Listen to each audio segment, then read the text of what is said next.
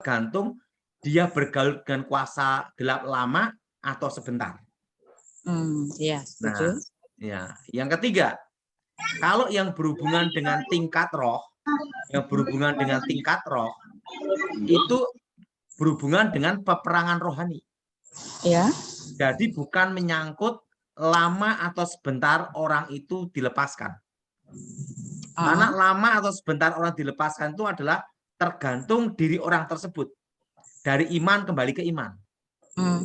Nah, tapi kalau yang berhadapan dengan kekuatan gaib, tingkat tinggi gitu ya, itu adalah doa peperangan. Pada waktu kita melawan kuasa gelap, kuasa dukun. Makanya ada dukun yang sehebat apapun, didoakan bertobat dalam 1 jam. Tapi ada juga orang biasa kena kerasukan setan, kena kutuk yang namanya guna-guna pelet, itu sampai tahunan baru lepas. Kenapa? Karena tergantung diri orang tersebut. Kemauan orang tersebut untuk bertobat dan lepas.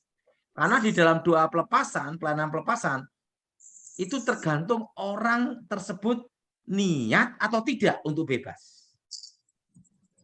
Jadi harus dibedakan antara peperangan rohani dengan kasus pembimbingan dalam pelepasan setelah orang itu dilepaskan.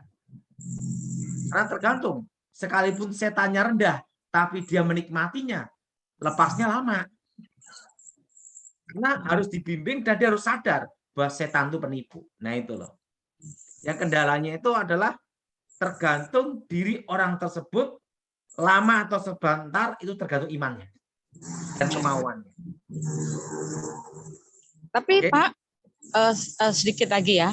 Tapi Pak, Bapak setuju nggak bahwa orang-orang yang punya kemampuan-kemampuan, katakanlah dukun itu Pak, bahwa mereka kan itu pendampingnya itu kan malaikat iblis ya.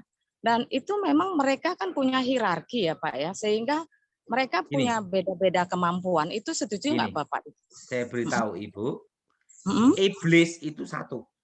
Ya, malaikatnya. Lucifer. Nah, sepertiga malaikat ini penguasa, santu penghulu, roh-roh jahat, yang paling bawah jin-jin. Ya. Memang dukun itu tergantung roh mana yang masuk tingkatannya. Pendampingnya ya Pak ya, sponsornya ya. Roh yang masuk. Tetapi ini bicara tentang doa peperangan waktu seorang dukun melawan hamba Tuhan. Nah, kasusnya kalau orang lepas dan atau tidak, itu tergantung kemauan orang tersebut. Kasusnya ini beda. Ya. Satu buka hati, satu menyerang. Beda. Oke. Oke. Terima kasih Pak Daud. Iya. Thank you Kak Mahda. Ya. Yang pertanyaan yang berikutnya silakan Abang Kakak. Lucy. Ya. Saya mau tanya. Kak siapa ini ya? Yeni, Kak Yeni. Nah.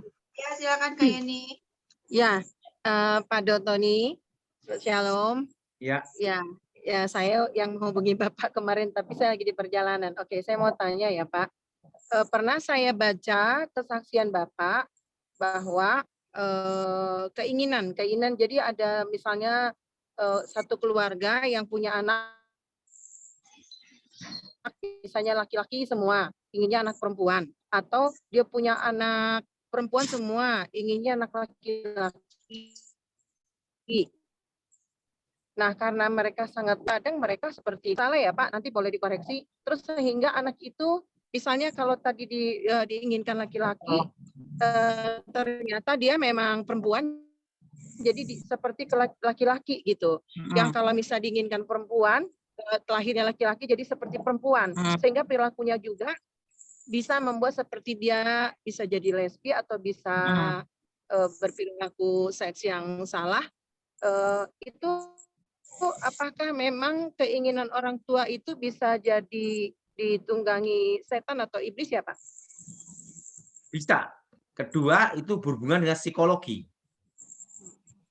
Itu pertama bisa terjadi, kedua itu ada juga psikologi juga masuk ke situ.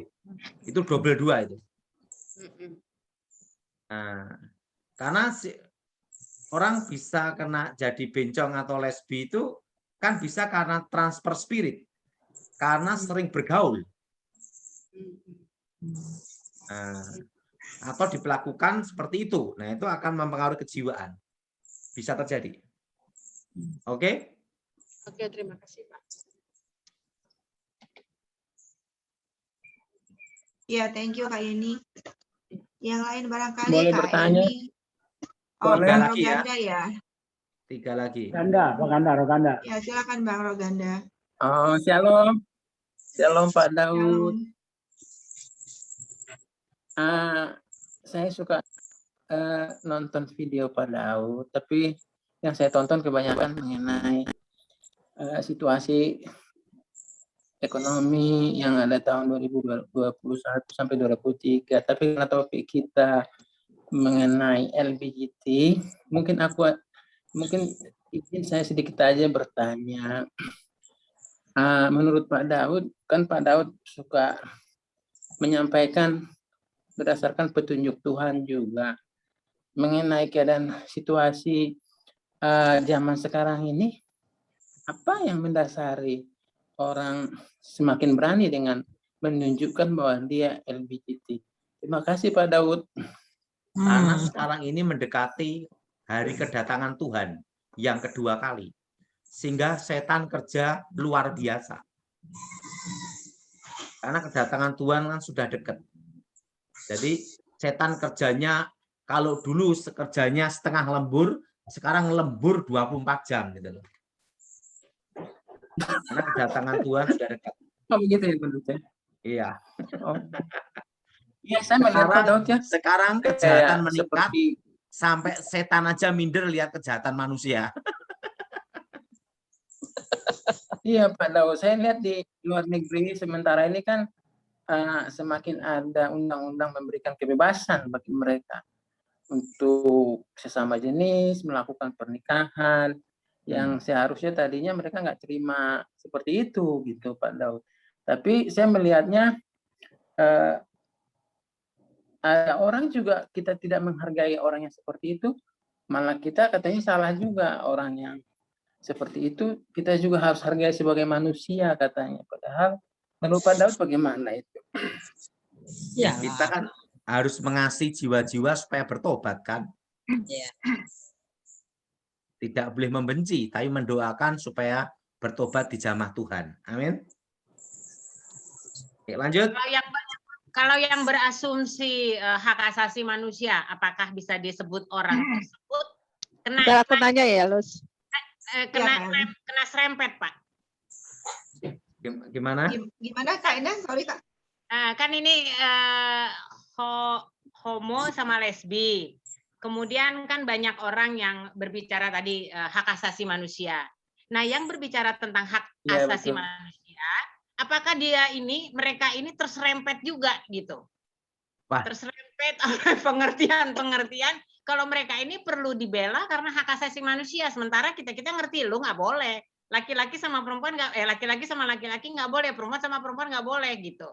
Tapi kan ada Pak. Betul Kak Ina. Nah, tapi kan ada aktivis yang berdiri, enggak nih hak asasi manusia mesti dibela gitu. Apakah Saya yang komentar kalau itu. Saya no komen. nanti saya di demo nanti di demo. Saya jadi tutup mulut. Enggak gini loh, maksud Kak Ina. Jadi kan banyak firman Tuhan ya. Maka untuk kita kembali ke firman Tuhan. Tapi kan banyak juga yang berdiri mengatakan mereka membela homo sama lesbi ini, mereka memiliki hak asasi manusia. Pertanyaan saya bukan homo sama lesbinya, tapi yang berdiri membela ini, apakah mereka terserempet? Lebih baik no komen aja lah. Bisa jadi Kak, bisa jadi. Iya, itu mungkin nanti lebih dalam ya di belakang ya diskusi ya. Oke, lagi. Ya, Kak Elmi, Kak Sola Gracia, silakan kalau mau bertanya. Selamat malam Pak Daud. Saya ada dua yang saya ingin tanyakan. Yang pertama adalah fenomena LGBT ini kan sudah cukup meluas dan semakin muncul bahwa ini pun banyak terjadi di dalam kekristenan di dalam gereja. Saya melihat ada satu video di mana ada satu komunitas LGBT yang mereka sama-sama maksudnya sharing firman Tuhan, terus udah gitu menyanyikan puji-pujian kepada Tuhan, tetapi mereka tetap di dalam kondisi seperti itu. Dan yang saya dengar itu adalah awalnya, mohon maaf, tapi itu seorang pemuka agama, maksudnya sebelumnya itu adalah seorang tokoh agama, misalnya seorang pastor yang kemudian keluar dan akhirnya membentuk satu komunitas seperti itu. Nah, itu kira-kira bagaimana tanggapan Pak Daud Tony, dan apa yang harus, pandangan apa atau apa yang harus kita lakukan terhadap kayak gini, karena bagaimanapun satu kan Tuhan mengasihi mereka gitu. Apakah kita kan tetap harus menunjukkan bahwa Tuhan menciptakan kan laki-laki dan perempuan, bukan laki-laki dan laki-laki atau perempuan dengan perempuan. Kemudian hal yang kedua adalah yang saya dengar tadi dan yang saya garis bawahi tadi, Pak Daud sempat menyebutkan adanya transfer spirit. Nah, ini fenomena ini agak sangat mengerikan sekali, terutama di kalangan anak-anak muda. Itu kan masalah LGBT itu satu yang tadi Kak Ina bilang bahwa ini adalah sebuah hak asasi manusia, kondisi yang memang ada di dalam masyarakat kita. Dan di kalangan anak-anak muda, di kalangan mahasiswa itu sudah banyak teman-teman mereka yang seperti itu. Nah, terkait dengan transfer spirit tadi, apa yang harus kita lakukan? Bekal apa yang kita berikan kepada anak-anak kita? Memang tetap pasti kita menyatakan kebenaran firman Tuhan, bekali anak-anak kita itu di luar sana sehingga mereka tetap memiliki kasih seperti kasih Kristus, tetapi dapat menghadapi kondisi teman-teman yang seperti itu gitu, sehingga transfer spirit seperti yang tadi Bapak bilang itu tidak terjadi.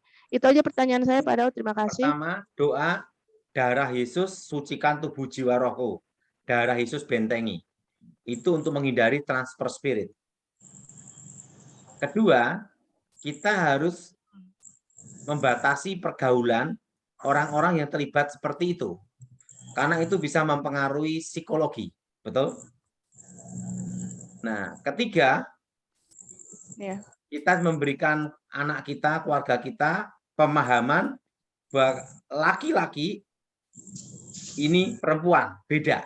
Jadi, supaya pemahaman itu dari kecil sudah mendasar. Laki 100% dan perempuan 100%. Bukannya setengah-setengah gitu. Jadi itu penting sekali. Kalau untuk transfer spirit itu kita doa itu.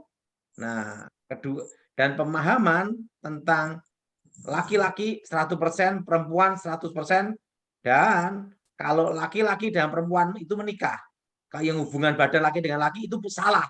Itu harus diberitahu supaya mereka memahami dirinya laki dan dirinya perempuan.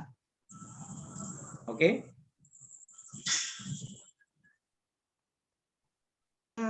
Cukup Kak Elmi?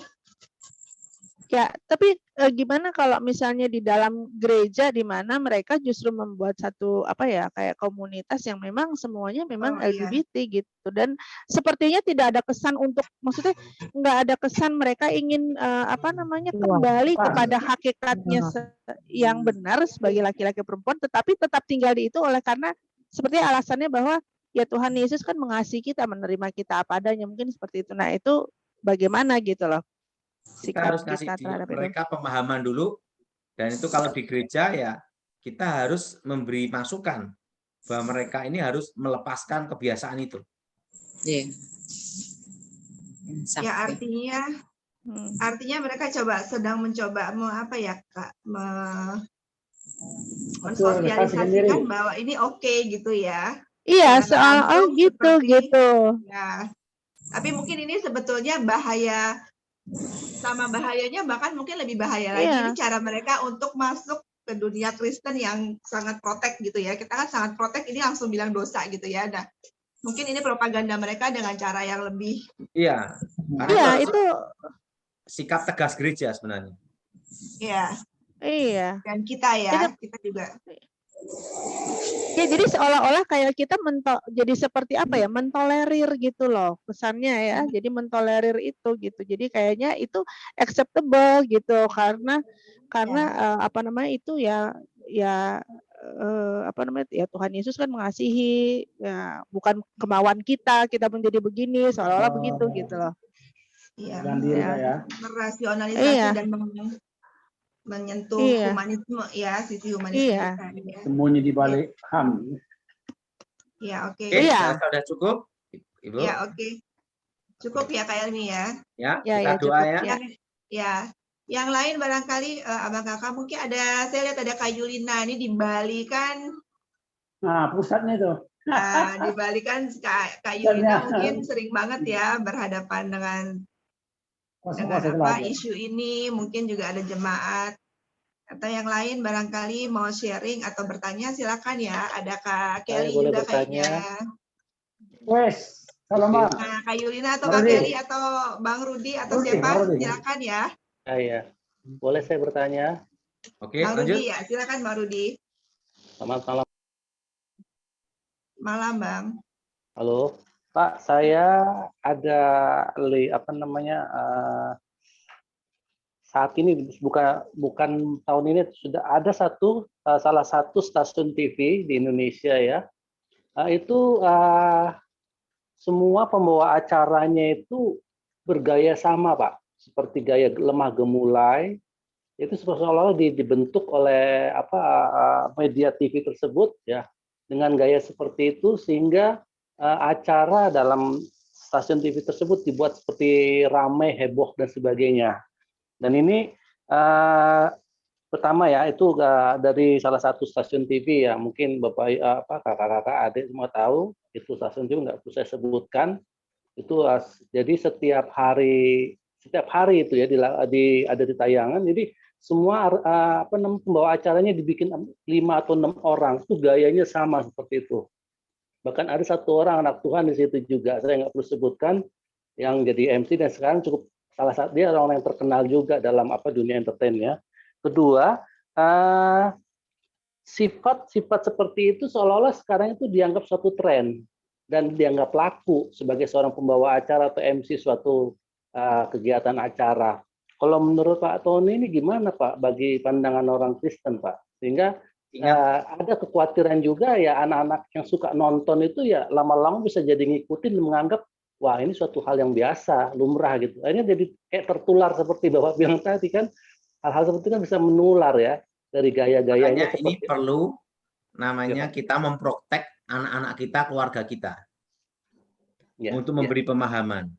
Makanya kita orang tua tuh mendampingi anak-anak kalau ngelihat supaya ada kewaspadaan seperti ini tidak baik gitu loh. Nah kedua sekarang ini kan segala sesuatu berlindung di belakang namanya HAM, betul? Ya. Jadi kan susah karena ada dan itu hukum internasional kan. Nah tapi yang ketiga yang jelas sekarang tuh setan kerjanya luar biasa masuk ke berbagai hal. Nah, kita juga pernah dengar pastor atau pendeta nggak taunya homo, ada juga, betul? Iya. Nah, benar. Jadi dalam hal ini kita harus betul-betul waspada gitu loh. Makanya dari dulu tuh saya dari bertobat kita ini tidak boleh tergantung sama pendeta atau figur pemuka agama siapapun. Kenapa? Karena kita harus mempercayakan hidup kita pada Tuhan dan memegang doktrin yang benar dalam hidup kita, yaitu doktrin Alkitab. Jadi jangan tergantung atau melihat figur seseorang. Selama orang yang injek tanah, pasti juga manusia normal dan pasti ada dosa. Betul? Jadi kita harus paham hal ini gitu loh. Menurut saya gitu. Apalagi sekarang akhir zaman kan setan kerja luar biasa. Nah, Kalau udah berlindung dalam HAM, kan susah ngomong kita. Hak asasi manusia. Betul? Ya, ya. Nah, Sama oke. hak asasi iman kurang diperhatikan ya Pak ya. Iya. Oke. Ya oke, makasih. Thank Saya you rasa Bang udah cukup. Rudi. Yang Ya. lain barangkali kita bisa sampai jam berapa Pak? Jam 10 atau jam berapa? Saya rasa udah cukup ya. Pak Daud itu foto di belakang apa sih? Gambar di Ini belakang dari tadi saya pengen malaikat. nanya. Malaikat menjaga Indonesia. Oh, Oh gitu. Amin.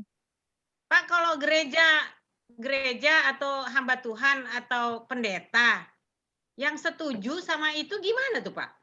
Nggak boleh. Saya nggak setuju. Enggak, maksud saya gini Pak, itu kenapa bisa begitu ya tuh Pak pendeta Pak? Nah, cuma orang punya pendapat masing-masing tuh Bu. Oh iya, oke. Pertanyaan lain barangkali ya Bang Kakak. Kak Yulina atau Kak Monik? Silakan ya. Langsung di unmute. Kak Yulina, ada yang bisa di-share barangkali? Apa sinyalnya putus-putus Lucy. Oh gitu. Soalnya Ya. wifi saya ini lagi lemot, jadi hilang-hilang nih Lus, suaranya. Di chat ada pertanyaan, Lus. Chatting aja. Chat di chat. Chatting aja lu, yuk chat aja. Dibaca aja, dibaca. Boleh tanya 2 kali nggak ya? Oh, dari ntar. Ini dari Sebentar tamu nih. ya. Ini dari Saya- tamu temen aku dari Fakultas Kedokteran, Dr. Elis Anggreni. Dia tanya, Salam Pak, bagaimana dengan banyak para WL di gereja yang saya kenal melambai? Bukan termasuk LGBT, tapi ada beberapa kasus justru tertangkap mensodomi adik rohani atau guru sekolah minggu ke muridnya. Apa bisa dicegah? Harusnya gereja kan harus waspada hal itu ya. Makanya gereja itu kan ada bagian konselor, ada namanya diakonia dan pembimbing. Jadi itu tergantung kontrolnya gereja ya. Nah, pencegahan itu kan tergantung pendeta, majelis, dan yang bagian pengawasnya. Nah, itu harus disaring dulu. Oke? Oh, oke. Maksudnya pada saat menentukan pengurusnya yang harus diperketat gitu ya, Pak ya? Iya. Iya, oke. Pertanyaan lain barangkali ya, Bang Kakak?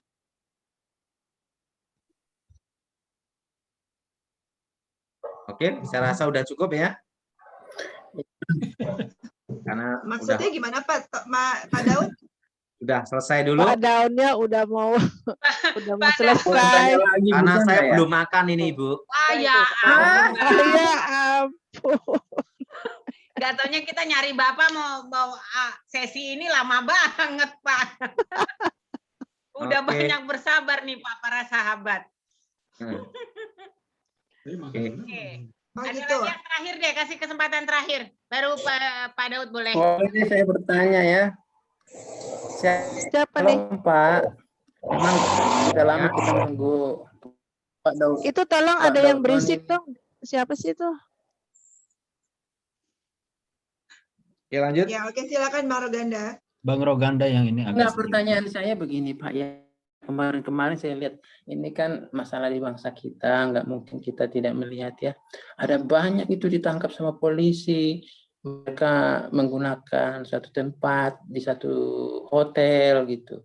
Nah, yang ingin kan Pak Daud ini orang yang suka ada petunjuk-petunjuk Tuhan gitu.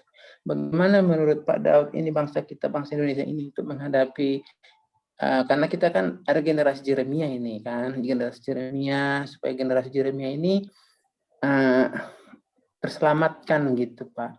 Karena kita kan mungkin usia kita udah 60, 50 lebih. Jadi untuk generasi Yeremia ini kira-kira bagaimana gitu. Ada kekhawatiran juga kita karena kita lihat mungkin mereka dari rumah tujuannya mau kerja, tahu-tahu udah kumpul satu tempat. hanya digerebek polisi kayak gitu. Makanya kita Bagaimana berdoa menurut Pak syafaat Tony? untuk bangsa negara ini supaya terjadi lawatan Tuhan pertobatan bangsa ini. Amin. Amin. Oke. Baik. Rasa sudah cukup ya. Kita doa ya untuk semuanya. Baik, Pak. Aku mohon kekuatan Elohim bekerja, kuasa Elohim bekerja, bebaskan dari yang jahat, bebas dari kegelapan. Kuasa Yesus bekerja, lawatkan secara pribadi Tuhan, kerajaan Tuhan datang hendak menjadi. Demi nama Yesus HaMasiah. Amin. Oke, Ibu, Tuhan berkati. Terima kasih, Pak. Tuhan Yesus berkati. Terima kasih. Terima kasih ya Tuhan Pak Daud Tony. Tuhan Terima kasih, Pak Tony. Terima kasih Pak Daud. Cuma Mantap. mungkin sometimes lagi ya. Hilang nih suaranya nih. Ya. Ya, betul. betul, Soalnya betul. masih kayaknya masih belum puas nih kayaknya nih. Ya, kita ulang sekali lagi. Iya nih masih harus ada seri berikutnya nih kayaknya nih. Lanjut minggu depan. Nos, kita mau bikin video. Soalnya kan Ya, silakan. itu Pak Daud Tony tadi dia baru ada PA. Jadi mungkin dia capek kali ya. Atau Belum makan dia, Kak. Belum makan katanya. Hah? Belum makan malam dia katanya.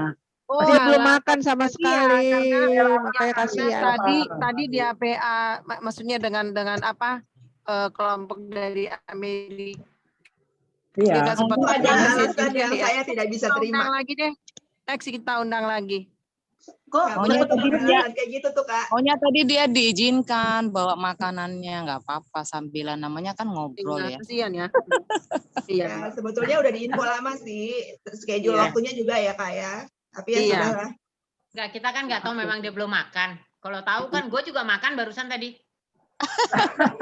Ya, tapi kan lu kan bukan guest speaker-nya. Jadi kan dia kan nanti tunggu jawaban. Itu kan nggak masalah guest speaker, kan cuma ajak makan aja. Bapak boleh kok makan di samping gitu kan nggak masalah. Ya, oke, Abang Kakak. Ini kita lanjut sedikit barangkali ya. Kalau misalnya mau tanya jawab internal, ini kan juga ada Kak Henry, ada Kak Mahda yang sudah melayani. Kalau ada beberapa pertanyaan atau mau sharing, boleh deh. Sampai jam berapa ya kita ya? Kak Yeni? Ya, aduh, soalnya sampai jam ini kan kita tadinya jam 22. Ya udah sampai jam 22, ini 23 20.50 sampai jam 22 aja. Sampai jam 22 ya diskusi ya. Ya. Kalau masih oke, silakan kalau ada yang mau sharing-sharing. Aku mau sharing sedikit aja ya. Amanda ya. Ya. Jadi ya, saya lihat ya, saya kan terjun ke lapangan langsung ya. Jadi saya pakai istilah ya, banyak sekali perempuan-perempuan ya yang punya pegangan dari katanya Pak Hajinya ya. Amanda nggak boleh dibuka Kak, ini videonya biar kelihatan lebih enak. Oke, soalnya aku di depan di luar ini. Udah? Oh ya, belum. kalau nggak bisa nggak apa-apa. Tunggu. Udah? Belum ya? Belum, Kak, belum. Oh, belum ya? Iya. Ya. Saya nunggu anak. Jadi dalam pelayanan saya, laki-laki Kristen yang jatuh itu gampang sekali itu karena dia misalnya salaman aja langsung loh. Ternyata banyak perempuan-perempuan itu yang kerjanya memang dibekali dengan apa ya, dengan kuasa gelap gitu kan, katanya dari Pak Hajinya gitu. Nah, jadi memang Pak Haji itu memang ya kalau sekarang saya bisa bilang karena ini ya, mereka juga memang agen iblis gitu loh.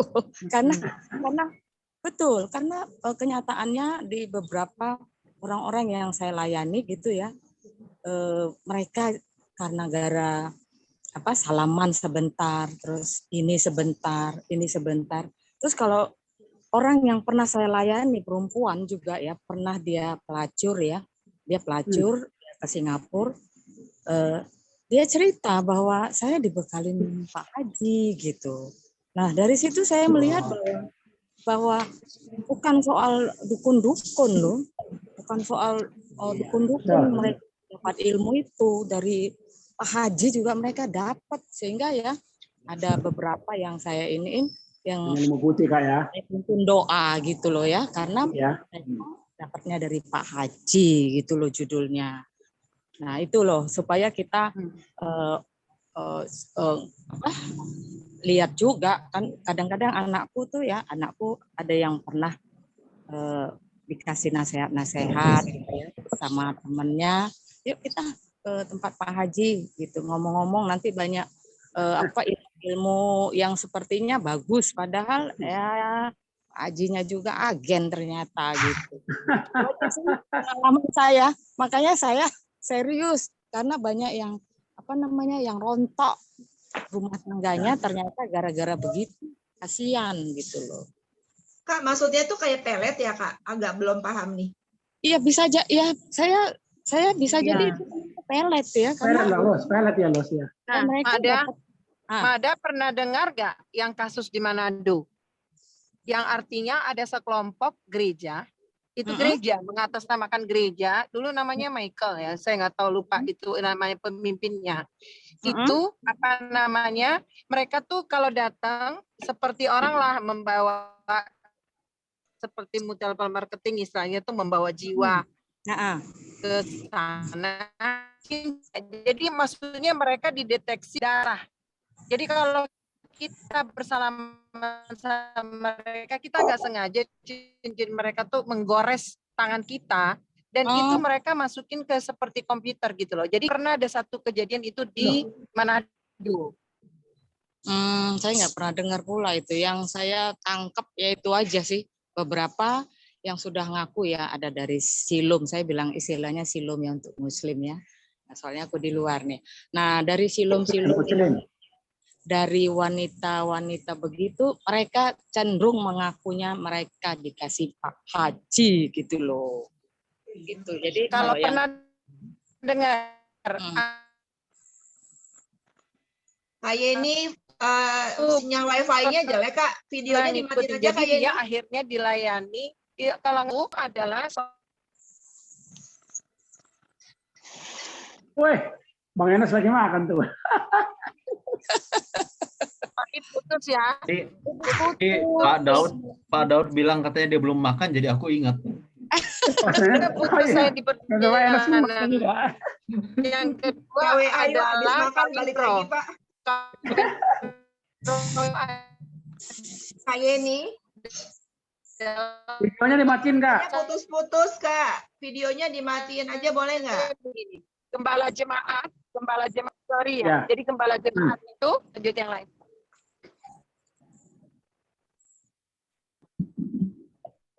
Ya. Nanggepin dong dikit. Siapa ya? Silakan Kak. Nanggepin dikit yang katanya Mada. Itu kalau menurut aku buat mereka yang silum di dalam ada hal-hal seperti itu.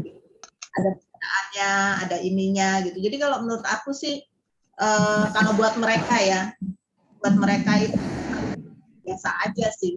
Cuman ya memang ada ilmu hitam, ada ilmu putih yang seperti itu. Mungkin yang kalau yang black magic ya. Black magic. Tapi kalau yang tadi dari bahasannya Pak Daud juga, aku cuma ngelihat kan itu. Kalau kita ngelihat di YouTube di mana-mana kuasa gelap itu tuh makin marak gitu. Jadi fungsi yang menarik gitu kan. Oh ini ada orang indigo atau dia konsumsi itu tuh udah banyak banget yang bicara tentang kuasa gelap. Nah kalau ngelihat lagi seiring lagi dosa seks juga makin kenceng. Ya kita balik lagi kalau dulu tuh zaman Sodom dan Gomora kita mau bilang bahwa sekarang orang makin berani, dulu berani. Bahkan waktu 3 malaikat itu datang kemudian di Lot itu dia kasih anak yang perempuan kan, udah pakai aja anak gua gitu kan. Iya, betul. Jadi artinya dulu pun itu sudah marak gitu. Nah, sekarang dikembalikan lagi. Sekarang ini 24 jam iblis yang melayani. Kita bilang, sekarang makin berani. No, sekarang bukan makin berani. Justru sekarang itu, dulu tuh udah berani. Sekarang ini cuma menjalankan, membuka kembali aja. Nah, kalau masa gelap makin kenceng, seks pun makin kenceng. LGBT pun makin, orang udah maksudnya itu seiring gitu jalannya. Kalau tadi dengar dari Pak siapa Pak Tony. Tony. Bicara tentang kuasa gelap yang ini kemudian mengikat tubuh roh dan jiwa, benar sih Pak, itu nggak mudah. Makanya kan dia bilang kita itu harus menyelamatkan jiwa-jiwa yang diselamatkan gitu, bukan roh-rohnya. Roh itu kan jadi jiwa, karena dia mengikat jiwa, jadi nggak cuma kita menengking saja, tapi juga kembali lagi harus dimotivasi untuk benar-benar mau lepas gitu. Ibarat orang merokok, emang rokok itu nggak ada rohnya? Ada. Oh, gua merokok kalau nggak pusing. Itu intimidasi dari mana gitu? Kalau bukan mau kita intimidasi, jadi gue tetap aja ngerokok. Kalau gue pusing ngerokok, pusing gue hilang. Tapi once kita bilang mau kita nolak, no. Dan kita bilang minta kekuatan Tuhan, itu akan bisa lepas gitu. Nah itu kalau aku melihat dari mungkin aku jadi spread ya. Tapi yang tadi ya kembali lagi balik ke ya memang itu mengikat tubuh dan jiwa. Dan kalau balik juga aku juga punya pengalaman yang aku tahu ini lesbi, ini homo. Oh mereka tetap ya kalau gereja. Tapi saya mereka pendeta ya balik lagi ya kita menolak orang. Aku sering bilang gitu kita menolak dosanya, tapi tidak tetap mengasihi dia, tetap bicara. Tapi kita tetap kasih batas gitu, kasih batas bahwa enggak. Itu balik lagi transfer juga bisa. Gitu. Jadi ya gue jadi kemana-mana ya ngomongnya tapi balik lagi. Lebar Kak, apa-apa. Lebar. Jadi kalau aku lihat sebenarnya seiring sih. Mereka yang kuasa gelap dengan seks itu benar-benar yang jadi nyatu. Kalau itu pendapat aku kayak kata Mada tadi bilang, ya memang karena mereka memang ada bacaannya, ada ya mantranya ya Kak ya. Buat mereka gitu Kak, biasa aja buat mereka itu bukan suatu hal yang salah, tapi buat kita itu salah. Makanya buat anak generasi berikutnya, anak-anak kita bilang kucing aja tahu loh, nggak cara jenis. Nggak usah pakai ayat-ayat. Saya bilang nggak usah pakai ayat-ayat deh. Ayam, kucing semua tahu dia carinya yang mana gitu. Pemburit itu nggak ada tempatnya. Udah. Masalahnya Kak dibutakan matanya Kak, itu persoalannya. Iya sih kasihan ya. Masalahnya iya. Tertutup kan sehingga dia nggak bisa membedakan laki-laki dan perempuan. Sekarang lantai deh. Yang berenang siapa sih tuh? Ya itu suara apa sih kayak? Itu ada yang berenang itu. Malam-malam kok berenang sih? Itu ininya apa suaranya Apa? Kelly? Bocor. Oh iya. Gitu. Yang belakangnya kayaknya bocor tuh. Yang di belakang lo bocor, Kel. Tampung dulu, tampung. Udah tidur kayaknya tuh mendengkur bukan?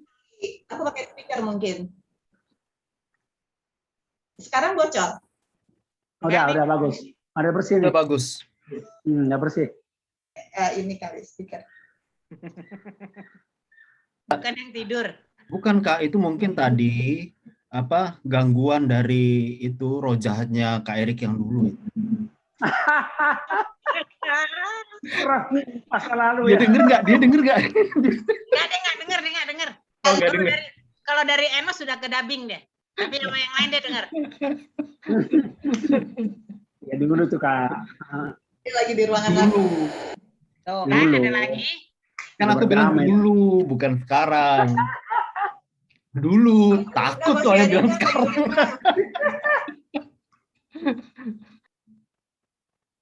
Ayulina di Bali kan banyak kasus Kak.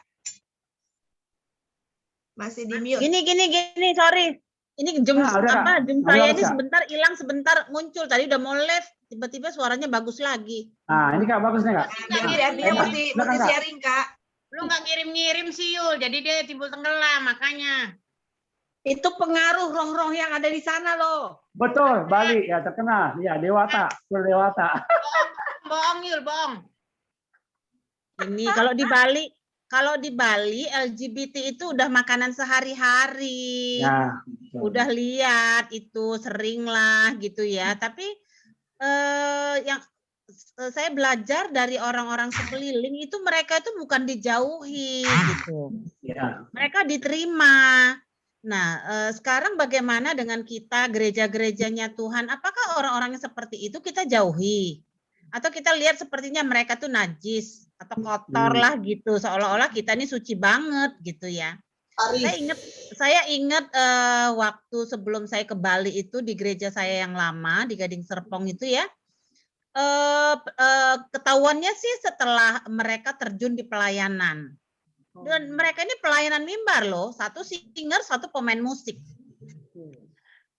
Memang melambai-lambai lah, memang kelihatan udah gaya stylenya itu ya ya gitulah gitu ya, melambai-lambai gitu ya. Tapi satu hal yang saya lihat ya, kalau mereka dijauhi, mereka semakin terus begitu, gitu, semakin nempel lah istilahnya, laki-laki dengan laki-laki gitu ya. Singer loh ini, singer pelayanan loh di ibadah.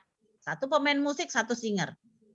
Tapi saya lihat pelayanan dari full timer, ada salah satu full timernya kita waktu itu di sana itu justru ngajak mereka ngobrol gitu ya. Karena mereka laki-laki kewanitaan pasti kan mereka senang dengan wanita. Nah, jadi yang konseling mereka ini wanita. Gitu. Cara konselingnya itu bukan langsung to the point dengan gayanya ini mereka masuk ke gayanya mereka, enggak, tapi diajak ngobrol, makan, jalan-jalan gitu ya, komunikasi, jadi sahabat lah, jadi temen. Tapi lama-lama masuk ke pelayanan konseling ke mereka gitu. Ya puji Tuhan sih mereka terakhir-terakhir saya lihat mereka pulih gitu. Udah normal. Tidak lagi melakukan kebersamaan, tapi kebersamaannya hanya sebatas ya karena satu tim pelayanan gitu. Tapi lama-lama luntur gitu loh ke wanita-wanitaannya, ya dari gaya luarnya gitu, style luarnya, terus cara bicaranya gitu.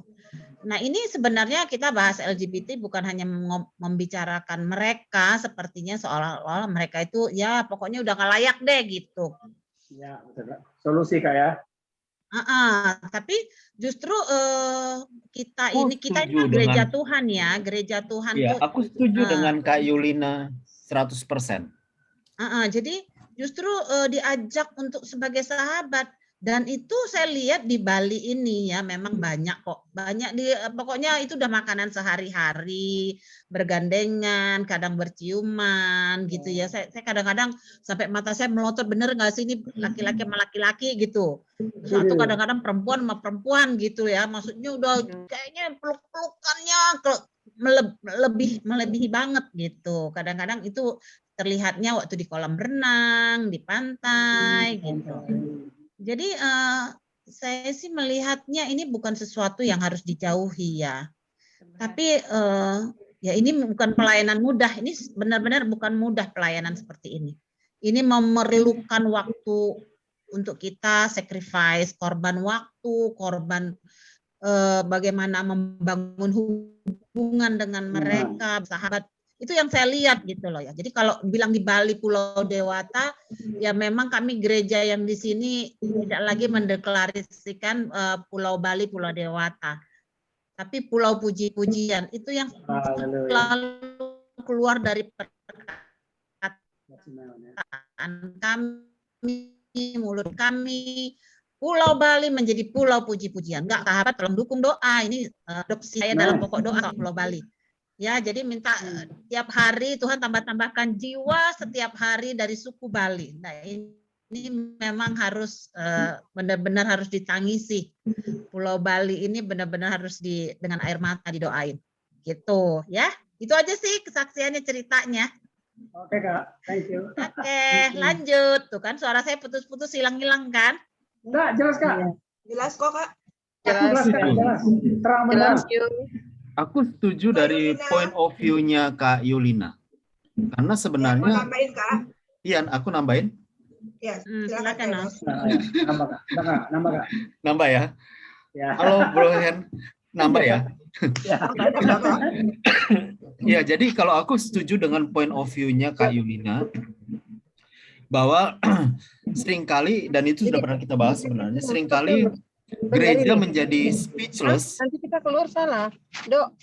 Seringkali gereja menjadi speechless ketika berhadapan dengan kondisi-kondisi seperti ini. Pertanyaannya tadi sama seperti yang Kak Yulina sampaikan, bahwa terus apa yang dilakukan oleh gereja dalam hal ini? Kita tahu bahwa dalam beberapa pertemuan bahwa orang yang terlibat dengan LGBT itu karena memang dia, tadi juga Pak Doni sudah sampaikan, karena dia terlibat dengan orang-orang yang seperti itu jadi terbawa. Karena masalah keluarga, contohnya misalnya dia dianggap sebagai cowok sehingga akhirnya dia jadi cowok. Yang ketiga yang tadi kita dibukakan adalah dari kuasa kegelapan. Tapi persoalannya setelah itu apa yang dilakukan oleh gereja? Nah, seringkali gereja mengabaikan sisi ini. Kenapa? Karena mereka sudah dicap untuk dikatakan orang yang kasar katalah penghuni neraka. Sementara kedatangan Tuhan itu memang untuk menyelamatkan mereka. Persoalannya kan gereja nggak tahu bagaimana menyelamatkan mereka nih.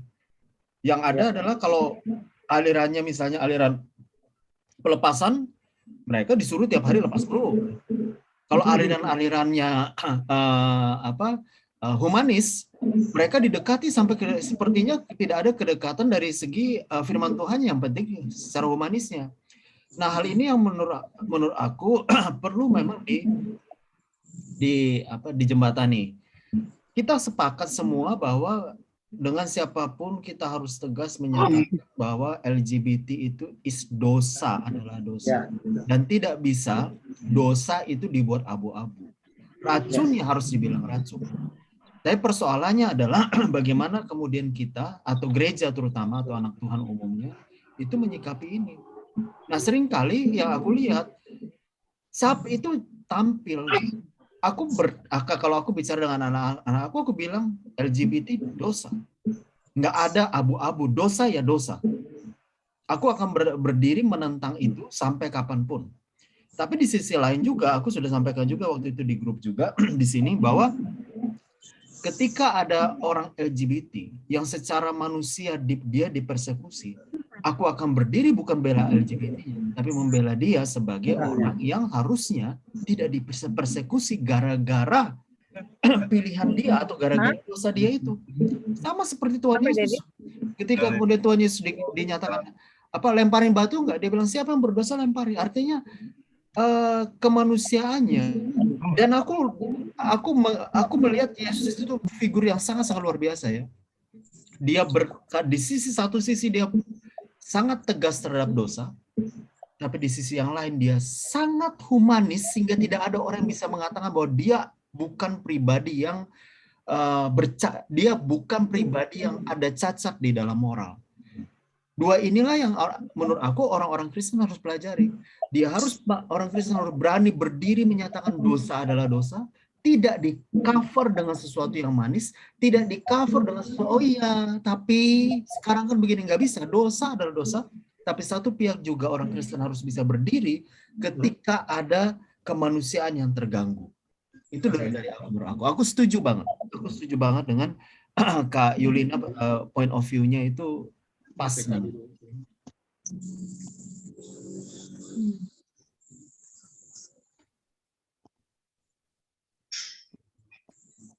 Thank you, Nos. Iya.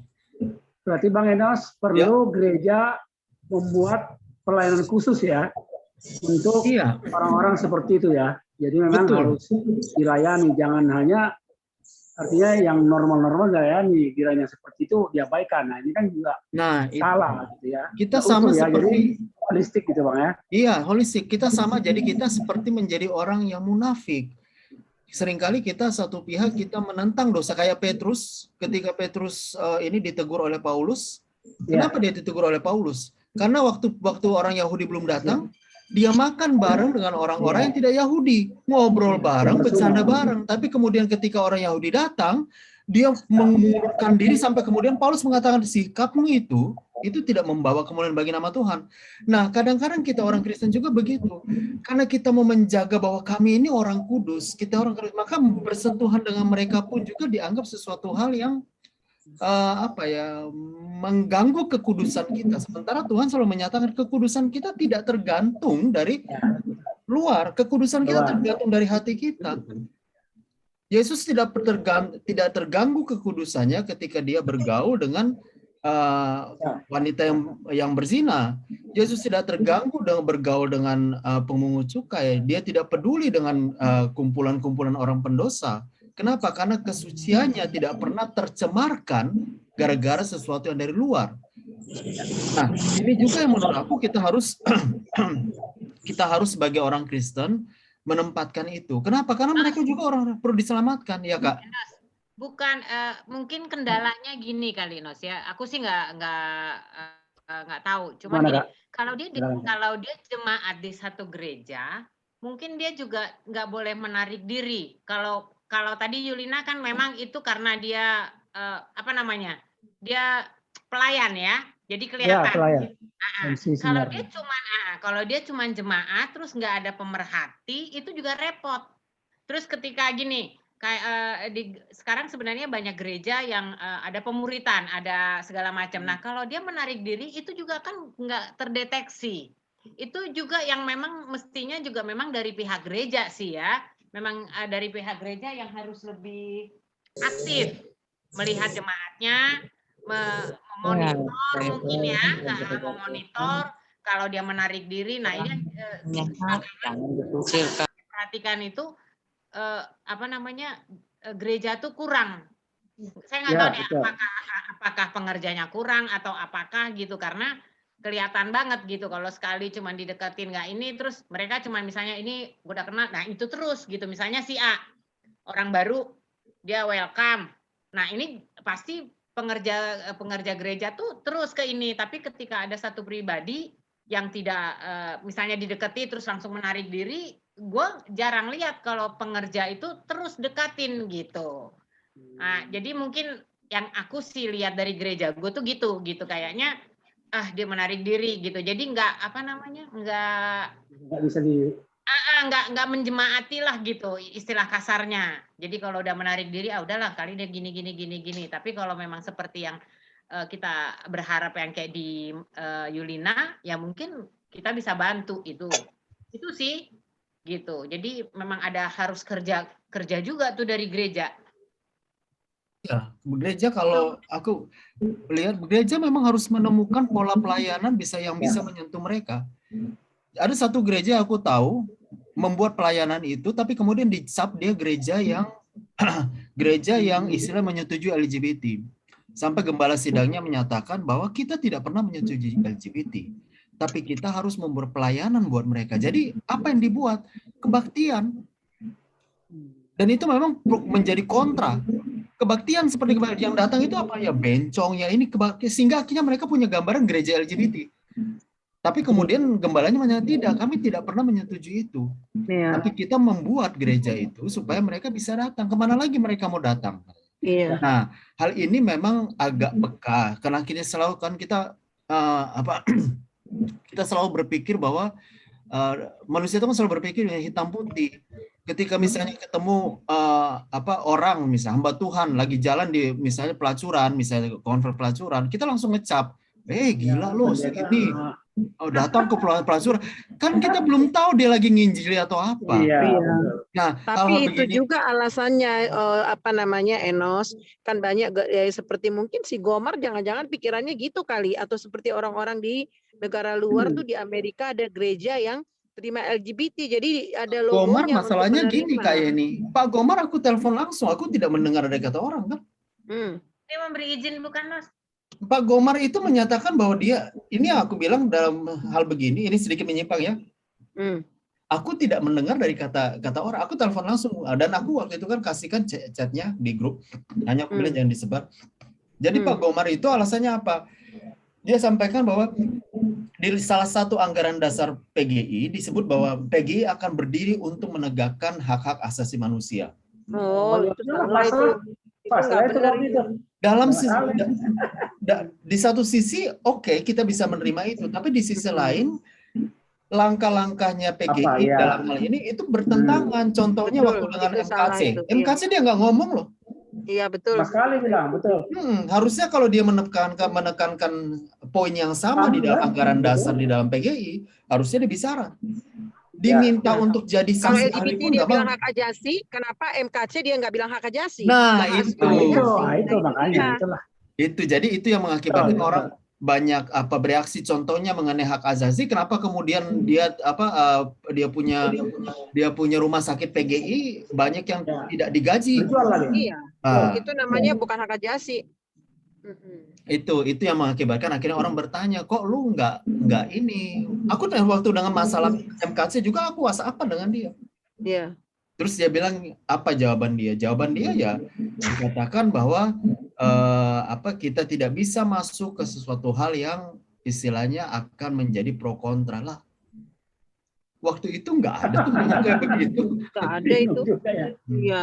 Jelas itu Bang. Dan itu aku bisa ngomong kenapa? Karena aku ngomong langsung kan dengan dia. Jadi bukan. Katanya sudah ada yang ngurusin kalau kasus MKC. Iya. Iya. Nggak bisa juga. Alasannya klasik banget itu. Balik lagi ya. Ya, kembali ya. Ini aku mau persilakan dulu nih, ada Kak Monik belum komen, ada Kak Wita, ada Okta. Ya, silakan Kak. komen. Terkait topik LGBT ya, bukan MKC ya. Jangan melebar. Aku ini nambahin dikit ya Lus ya.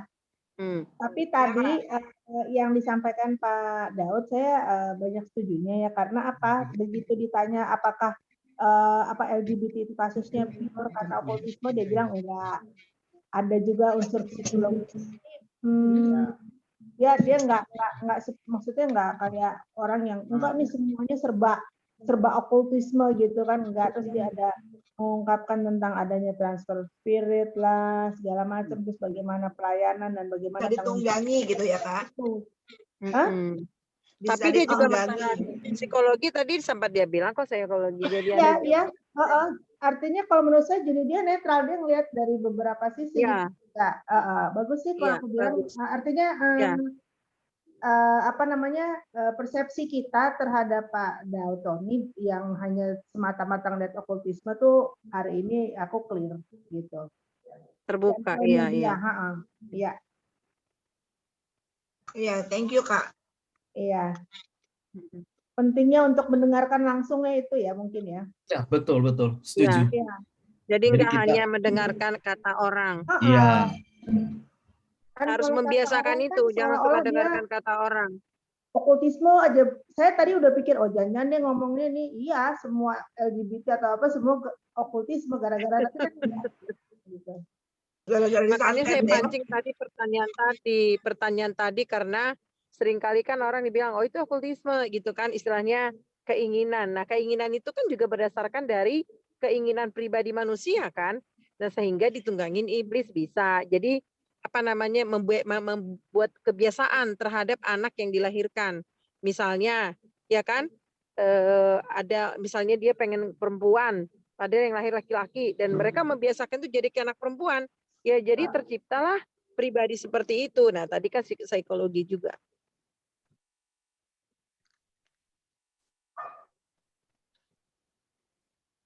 Ayo kalau nggak ada kita bikin video. Monik tuh sambil makan sate tuh si Monik tuh. Monik lagi di mana Kak? Aku lagi di Bandung. Oke. Oh enak. Sate sambil makan itu. Makan batagor. Kingsley, Kak Kingsley. Nggak tahu dari mana, pokoknya makan aja. Dibawain kakak iparku. Enggak, tadi aku cuma nyesel kok kenapa cuma sebentar gitu, belum tahu asal muasalnya, tahu tiba-tiba udah tanya jawab aja. Iya memang aku juga sih loh. Tahu nggak sih ya itu Pak Tony itu mulai 1945 jam 8.10 udah selesai. Aku makanya aku bilang ya ilah mana ininya, mana firmannya. Tiba-tiba kok udah tanya jawab, ya udah selesai ya udah selesai ya ampun. Karena dia ternyata belum makan dia Monik, belum makan malam, dari pagi ada pelayanan. Larissa baru chatting. Dari malam, dari pagi dia sudah ada pelayanan, jadi nonstop. Oh, pantas capek ya. Lapar belum makan. Kita ternyata yang terbelakang, yang paling buntut. Iya. Habis ini makan tidur. Dan memang mesti kita akui, PA kita memang durasinya lumayan panjang. Iya, jarang-jarang. Kita tuh panjang banget. Biasanya joinnya ngaret. Udah ngaku aja deh ngaret. Gua jam 7 sama Enos cuma bertiga sama Tuti. Iya. Aku join loh. Tapi sebetulnya Kak Ina, kita memang mulainya 19.30 Kak. Iya, sinyalku nggak ada, Ina. Sinyalku nggak ada jadi dari tadi. Iya, coba cek jam 7.30. Berapa kita mulai tadi? Cuman 7. Terus tapi ini aku senang soalnya Kak Ina benar-benar on time. Biasanya kan Kak Ina kan agak sedikit tumben ya. Biasanya kita yang marah-marah sama Kak Ina. Ya, sombong nih, mentang-mentang on time sombong. Iya, sekarang kita bisa sombong. Kan kita mau bikin video kemarin, kan aku bilang kita mau bikin video. Kirim ke gereja. Nggak dapat sinyal, Ina. Kalau Sinyalnya mau bikin hilang. video, jam makannya si Puyo bisa di reschedule.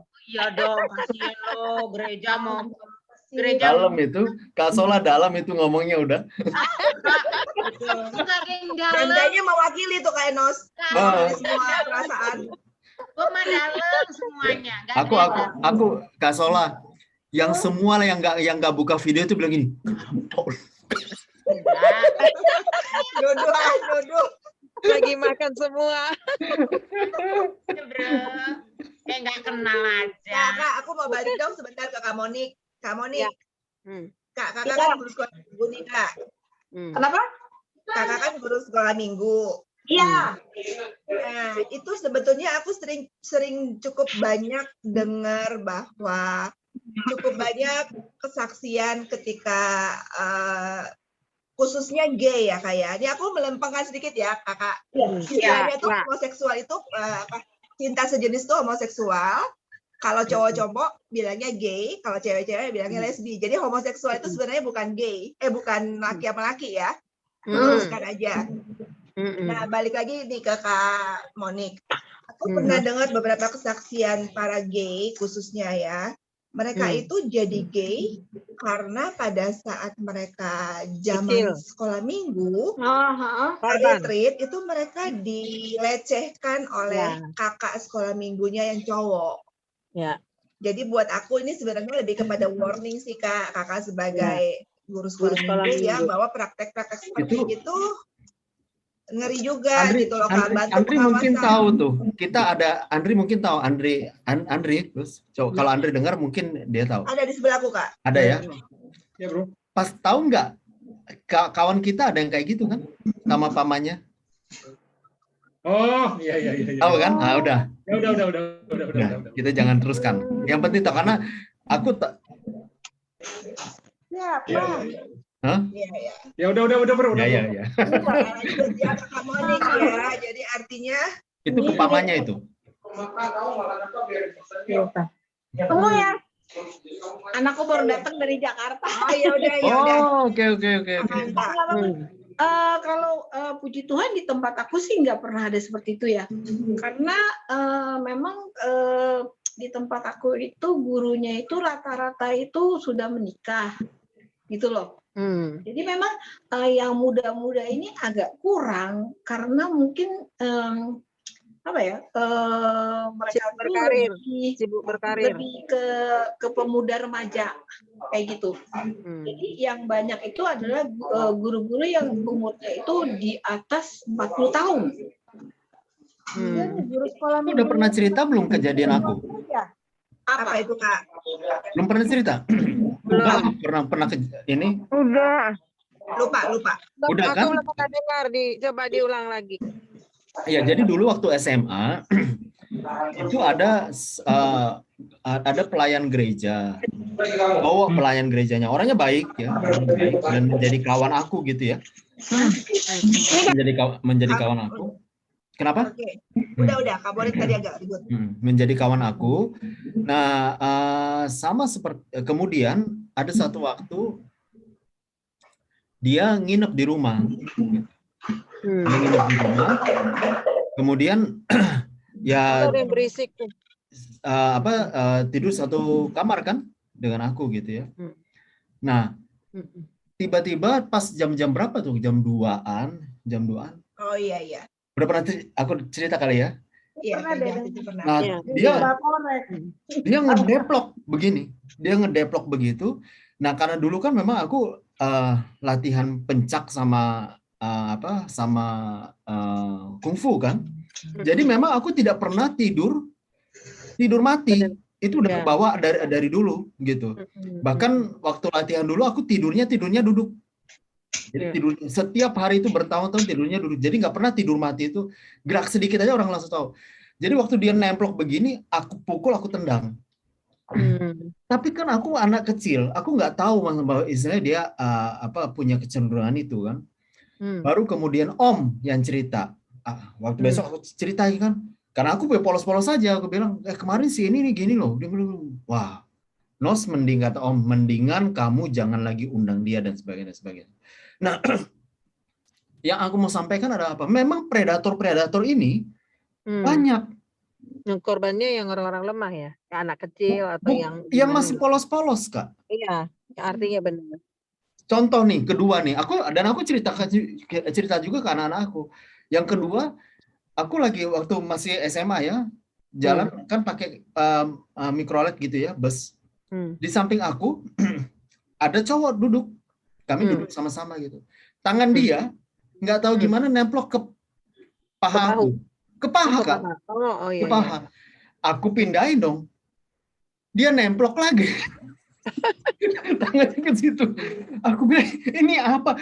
Aku kan masih anak-anak itu, apalagi dulu kan belum terbuka mengenai pembicaraan begini kan. Jadi kita masih pikir 3 kali hanya rasa jengah aja aku berdiri.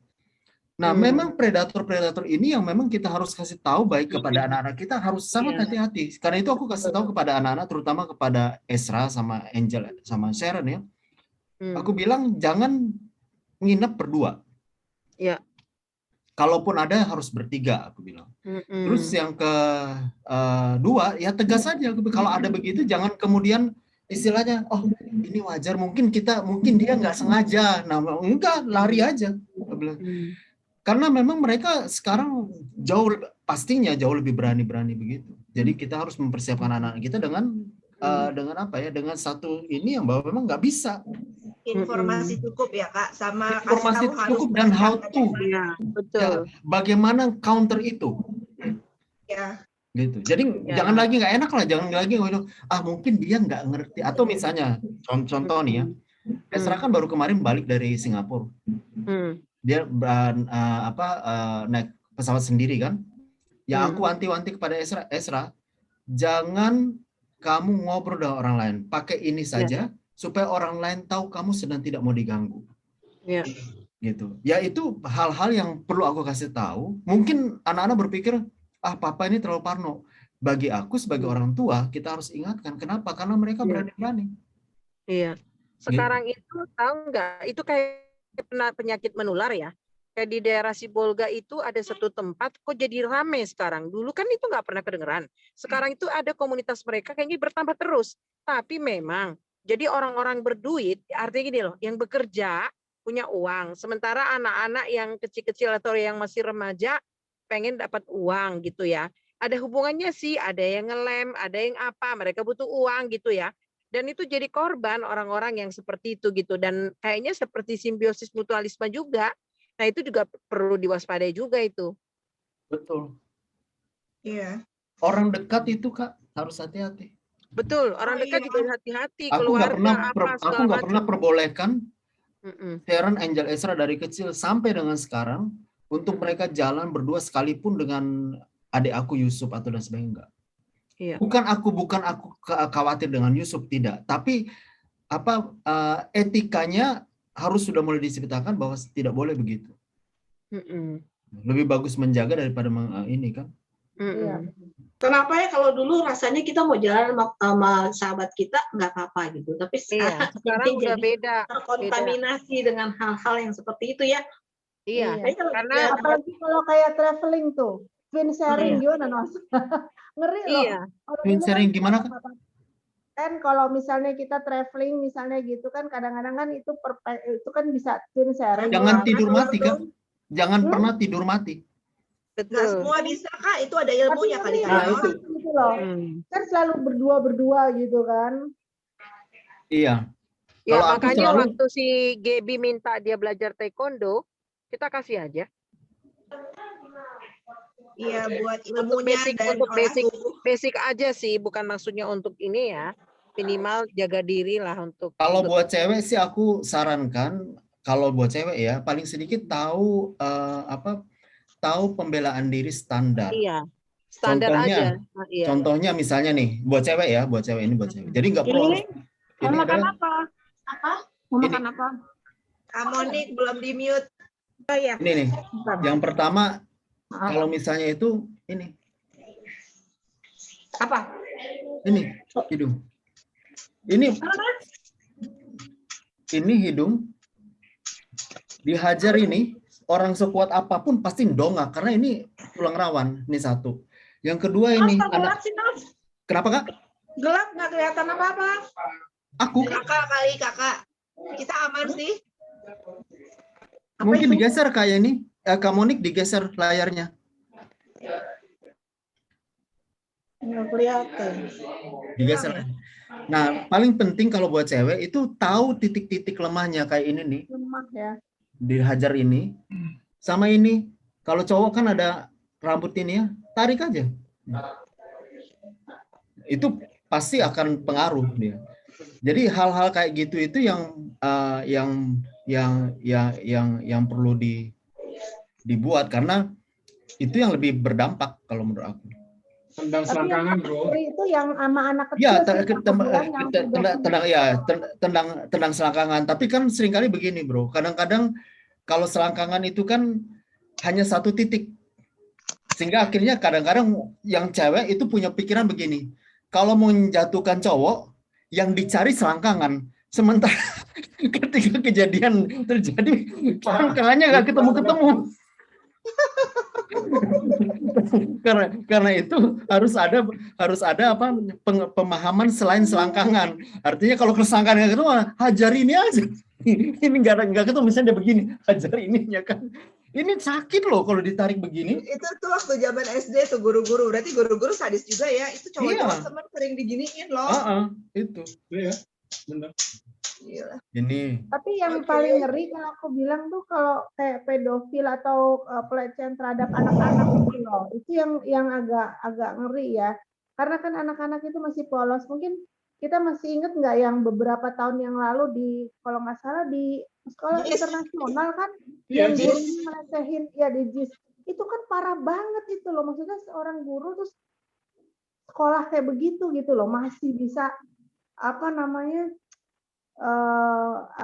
terjadi gitu ya. Itu mengerikan sekali tuh, traumatik soalnya kan. Tadi yang aku tanya di TV itu anak umur 5 tahun pedofilnya. Yang ngelakuin siapa? Itu kakaknya. Enggak, kakek, angkel tulang. Kakaknya itu baru 15 tahun. Coba. Kemungkinan kakaknya itu juga korban dari kakek dan pamannya berarti. Itu tapi aku nggak sebut nama ya. Tapi kita punya kawan kita ngalami kayak gitu, pamannya. Iya banyak sebetulnya sih Kak kasus begitu ya. Orang dekat, iya. Jadi jangan anggap remeh dengan orang dekat. Ya, betul. Justru malahan kebanyakan dari orang dekat kok. Iya, karena gini Kak, orang dekat itu maka kita punya perlindungan lebih lemah. Karena nganggap dia adik. Apalagi yang dituakan emangnya. Nah, apalagi yang dituakan. Biasanya kita udah aman kan dia kakek gua gitu, masa sih mau macam-macam dan sebagainya. Nah, hal itu yang membuat akhirnya perlindungan kita terhadap anak-anak lebih lemah. Beda kalau dengan orang asing. Kalau orang-orang asing kita bisa bilang, jangan ya, ini dan sebagainya. Dengan keluarga. Repot. Jadi sebetulnya masalah tadi yang Pak Tony Daud bilang keturunan itu bisa okultisme, bisa juga ya sosial gitu ya. Artinya ketika si kakeknya bermasalah. Oh, belum tahu. Berarti kan si kakek tadi kalau pamannya juga melakukan ke anak tadi, berarti kan itu si paman itu kan anaknya si kakek kan? Berarti kiranya, berarti secara tidak langsung kan kita bisa coba berpraduga bersalah ya, bukan praduga tak bersalah ya. Praduga bersalahnya ini si paman mungkin dikerjain bapaknya sendiri. Nah, mungkin bapaknya anak-anak ini pun bisa begitu gitu kan ya. Jadi Ya, bisa jadi. ibaratnya itu kan menjadi turunan gitu loh dari kakeknya ke anaknya kemudian cucunya. Jadi secara okultisme bisa, ya nggak tahu juga apakah si kakek ini memang udah ada okultismenya jadi nggak berperi kemanusiaan juga gitu ya. Kutubnya kalau itu ya. Ya mungkin saling Udah bermix ya. mengikat kan kalau kayak gitu spirit ya. Tapi punya nggak teman seperti itu? Apakah? Aku kayaknya udah Ada pernah sih. ngomong di sini ya. Aku pernah sih punya teman begitu Keluarga Kak. aku ada kejadian. Anak umur masih keluarga jauhku masih kecil kok. Jadi dia akhirnya melahirkan di umur tapi ini ya sama omnya dia sendiri umur 15 tahun. Ya memang kelihatannya relatif gede tapi waktu itu masih SMP, masih kecil. Tapi itu ya oleh pamannya dia sendiri gitu. Itu kan fatal banget gitu. Kasihan dia tuh kan nggak ngerti gitu loh. Waktu saya tanya kita ini itu nggak tahu gitu loh. Way out-nya apa tuh Kak Elmi? Iya. Akhirnya aku nggak tahu kalau untuk ininya ya si omnya itu, tapi anaknya itu kita tarik terus dia tinggal di keluarga kita yang memang juga hamba Tuhan. Akhirnya anak itu diakuin gitu lah, terus anak itu disekolahin gitu. Anaknya si ponakannya kecil ini, anaknya diadopt oleh hamba Tuhannya, terus anaknya ibunya terus kayak disekolahin, tapi mereka di separate dari si ini. Tapi saya nggak yakin kalau diproses secara hukum sih enggak. Tapi Ya, biasanya sih keluarga Kak ya. Lalu ya. Betul, memang bisa begitu. Ditarik Kak. Ditarik. Okta ada mau sharing Okta? Atau Kak Wita ya? Kak Wita pasti ada. Kak Wita iya, Kak Lestari. Ada nggak yang mau tanya nih? Ada nggak yang punya pengalaman, punya saudara seperti itu dan bertobat gitu? Tapi kalau misalnya kita lihat tadi yang lain-lain kan banyak ya pertobatan seperti itu. Kawan Tapi kita itu dari Kak, teman kita sendiri. kawan kita itu bertobat dan kemudian akhirnya dia ini. Kayaknya aku tahu tuh Bang. Aku nggak mau nyebut nama karena Ya, kayaknya aku tapi tahu, yang jelas ya. kenapa aku Apa, ini karena apa Nos? Jangan Sama lain Tuhan. oh iya jadi sekarang dia sudah berkeluarga, sudah ini semuanya. Normal lah. Udah iya hidupnya normal dan walaupun memang waktu dia ini ya dia sampaikan memang ada satu bagian yang dia sampaikan yang membuat aku terenyuh adalah apa? Setelah beberapa kali dilakukan oleh pamannya itu, maka kemudian dia sendiri merasa menikmati. Iya pasti. Awalnya enggak. Awalnya enggak, bahkan dia rasa Iya, dilecehkan. Umumnya begitu Kak. Nah ini yang membuat akhirnya biasanya dosa-dosa yang berhubungan dengan seks kayak homoseks, bukan hanya homoseks tapi juga misalnya dosa perzinahan dan sebagainya, itu susah lepas karena itu. Karena menyangkut kenikmatan dan itu susah. Iya. Itu sama kayak narkoba jadinya Bang. Kayak narkoba bener. Persis, bahkan lebih parah. Bahkan iya contoh kalau misalnya orang kecanduan buku porno, video porno, susah itu loh. Jangan hanya bicara mengenai LGBT. Iya, betul. Loh. Orang ya betul. Berat itu. Apalagi misalnya orang yang suka. Kenapa Kak? Nggak ada gambarnya. Hitam. Aku. Kan jelas Bang Enos itu ada pemandangan mungkin bermasalah Cakep itu Bang Enos. Pemandangannya belakang itu. Setuju sama Bro. Sola sama Lucy gambarnya Sola. Sola sama Lucy gambarnya Sola. Berarti beneran Kak Monik, kalau begitu masih wajar Kak. Ya aku kaget kalau gambar Lucy jadi Karita Siwabesi. Aku langsung live. Ada itu mah penampakan disurupakan tuh Bang namanya. Disurupakan kalau gitu. Ini ada Kawita mau ngomong Kawita atau Okta? Iya. Okta mau komen nggak? Ayo, Kak, ada pengalaman, Kak? Halo, Istri Kak. pendeta nih, ayo mau sharing nggak? Ayo. Gitu. Ayo. Mungkin pernah ketemu orang gini, pernah punya teman seperti itu ya. Jalan bareng, awalnya kelihatan biasa, sampai akhirnya satu waktu satu waktu dia janjian sama temannya itu gitu kan ya. Dan ya sangat terbuka ya mereka di tempat umum berani untuk sorry kiss gitu ya. Shock juga sih. Tapi ada berbagai alasan dan kalau dia nunjukin sih, dia ternyata dia sudah punya anak, dia sudah dan suaminya itu nyiksa dia. Jadi bekas badan dia itu, kalau saya nggak lihat, tapi teman saya satunya lagi lihat, juga ya. sampai bekas disiram air minyak, jadi luka badannya. Dia, nah dari situ dia tidak ada kepercayaan sama ini ya, laki-laki. Dua kali lah dia kecewa, habis itu dia pacaran, ternyata sama aja dan akhirnya itu dia ya udah sampai, dan buat dia itu kita mau ngomong apa juga ya, mungkin dengan alasan apapun, buat dia yang penting emosi, buat dia apa ya, maksudnya dengan dia bisa dua-duanya. Sebenarnya dia bilang dia bisa nyaman ya. Yang penting tergantung emosinya dia katanya. Tergantung emosinya dia saat itu siapa yang bikin nyaman dia. Jadi dia siapa yang bikin nyaman dia, kalau dia ketemu laki-laki yang bikin nyaman dia ya sama laki-laki, kalau ketemu sama perempuan yang bikin nyaman dia ya itu gitu ya. Buat kita sih memang agak memang nggak bisa menerima ya, nggak bisa menerima.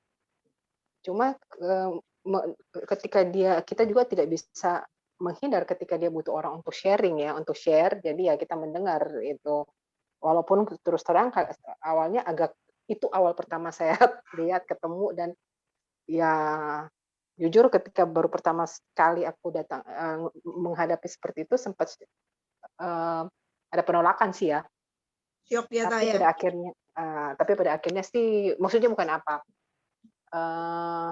berusaha untuk buat kita, maksudnya kita tetap bergaul sama orangnya. Kalau dulu kan kita coba menghindar. Jujur kita hindar, tapi ini aku orangnya kita nggak hindarin, tapi to the point, terus terang aku ngomong ke dia bahwa apa yang dia lakukan itu salah. Aku tidak bisa menerima apa yang dia bikin. Yang kedua sih aku ketemu dengan teman dia, kalau dia menikah normal, tapi karena dia tinggal di luar negeri dan ketemu dengan yang seperti itu biasa, dan dia sangat maksudnya buat dia itu hak asasi gitu kan. Ketika dulu dia orang Kristen yang kalau kita kayak inilah maksudnya awalnya, tapi ketika di luar negeri dia melihat bagaimana hak asasi buat dia, hak asasi yang dia lihat di luar seperti apa, dan dia berkata sampah. Bahkan kita yang bilang LGBT itu dosa, dia bilang kita sampah. Yang menolak LGBT, yang menolak hak asasi manusia itu, hak asasi itu sampah. Oke. Banyak hal, banyak ini ya Kak ya. Maksudnya ada aja alasan baik dia sebagai pelaku atau sebagai orang yang dia merasa bahwa dia pelaku hak asasi, yang dimana kasihlah hak orang, nggak usah ikut campur. Itu sih buat ini, dia normal yang salah satu, cuma ya itu jangan campur haknya orang. Nah kalau kita udah mulai bicara firman Tuhan, dia udah mulai ini, padahal dia bukan pelaku ya, tapi dia bilang oh Tuhan ngasih hak sama orang kok, cinta itu universal, bla bla bla. Ya udah kalau udah begitu udah, dan dia tidak membuka hati, membuka telinga lah untuk ini. Jadi kita ya udah yang begitu itu gimana nih Kak? Ya rata-rata kalau ini dari aku ya, rata-rata orang yang punya pikiran begitu itu pasti satu dia adalah ateis, atau yang kedua dia beragama. Ateis praktis. Ya, pertama dia bisa jadi ateis karena orang ateis itu pasti menolak hal-hal kayak gitu, masalah dosa dan sebagainya itu mereka tidak. Iya, Nah, benar. atau yang kedua adalah dia orang beragama tapi lebih besar atau ininya lebih besar kepada humanisnya.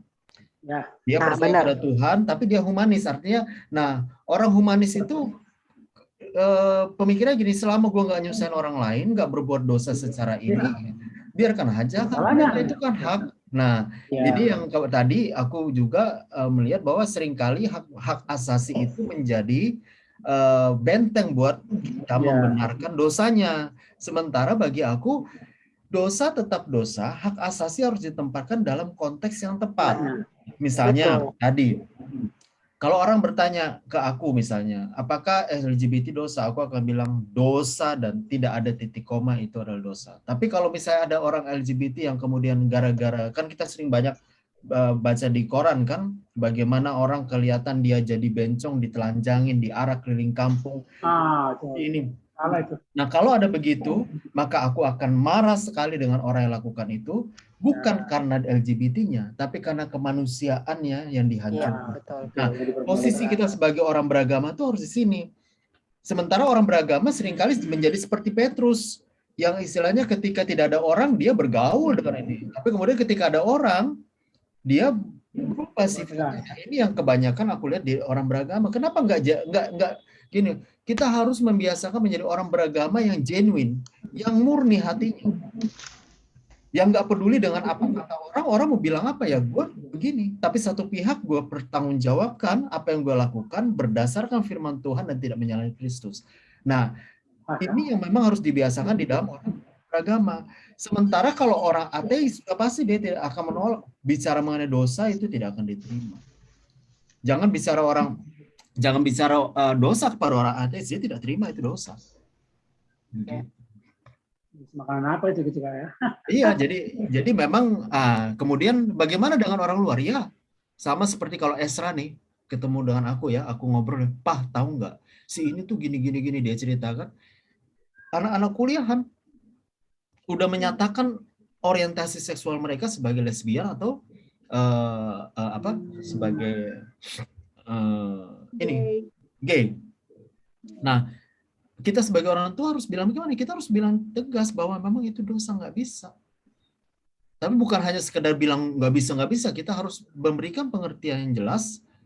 Kira-kira kenapa itu tidak boleh dari sisi itu firman Tuhan, tapi satu pihak bukan mengajarkan mereka untuk kemudian menjadi orang yang menarik diri dari kondisi seperti itu, sehingga akhirnya kalau kita mengajarkan mereka menarik diri dari kondisi seperti itu, mereka tidak siap menghadapi dunia yang ada seperti itu.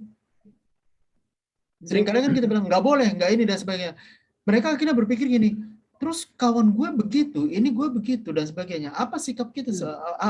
Apa gue harus kemudian tidak bergaul dan sebagainya. Nah, ini harus dijelaskan kepada mereka bahwa kita boleh bergaul tapi harus milih teman.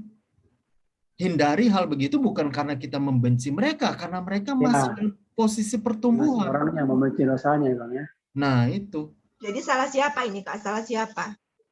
Boleh nggak nyalain gereja, hamba-hamba Tuhan? Karena sibuk sendiri dengan program masing-masing. Lupa membangun. Iya, seperti aku bilang, Luz, dan itu juga menemblak aku juga secara pribadi. Artinya kita memang belum menyentuh, kalau aku memang pelayannya belum ke sana, tapi gereja mau tidak mau memang harus menyentuh itu. Kalau mau menyelamatkan mereka. Dan ketika itu terjadi, kadang-kadang aku ngalamin loh. Ada satu gereja yang dicap mereka gereja LGBT. Kenapa? Karena ada kebaktian LGBT, ada kebaktian mereka. Ada. Itu rame itu. Sampai dibilang bahwa wah ini gereja-gereja mendukung LGBT. Sampai gembala sidangnya sendiri harus klarifikasi. Tidak, kami tidak menyetujui LGBT. Tapi kami harus membuat mereka supaya mereka diterima. Itu satu. Contoh sekarang tadi yang Kak Sola sebutkan. Dalam kondisi begitu aku berpikir, walaupun aku tidak setuju dengan gereja-gereja yang memang menyetujui LGBT, tapi mobil pilihannya apa? Kalau gereja-gereja yang lurus tidak membuat mereka diterima. Itu loh. Ada nggak gereja yang menyetujui itu? Ada, yang menyetujui pernikahan mereka ada dan sebagainya. Tapi kemudian bagi mereka yang mengalami seperti ini, pilihan mereka apa? masuk gereja yang ini tidak ada kebaktian untuk mereka. Yang lurus ya, gereja yang lurus tidak ada kebaktian Ya, mereka. nggak ada khusus, betul. Nah, mereka Ya, misalnya nggak ada. cerita kepada gembala sidangnya misalnya, gini. Apa yang dilakukan? Pelepasan. Ya. Tinggalin dan sebagainya. Bukan sesuatu pendekatan holistik yang kemudian bisa diterima. Holistik itu apa? Mulai dari jiwanya, dari rohnya, bahkan penerimaan dari gereja itu sendiri. Coba deh sekarang kita tanya, berapa banyak gereja-gereja yang membuat khusus kebaktian buat mereka? Bukan pelayanan sekedar pelayanan ya, kebaktian seperti layaknya orang lain yang layak juga menerima pelayanan firman dan sebagainya. Tapi Kak Enos kenapa mesti diberi buat kebaktian khusus untuk mereka? Karena jiwa mereka butuh, loh. Apakah kenapa harus dibedakan? Mereka orang berdosa. Tuhan menyatakan gini, bahwa yang Tuhan datang untuk menyelamatkan orang berdosa. Nggak, maksudnya gini, kenapa mereka mesti dibuatkan ibadah khusus? Karena kan sebetulnya firman Tuhan itu kan universal. Jadi artinya mereka welcome aja, kita welcome aja ibadah. Iya. Ibadah kalau itu kan ya kalau ibadah umum kan kita nggak bisa tahu dia pelacur kah, dia homoseks kan nggak tahu.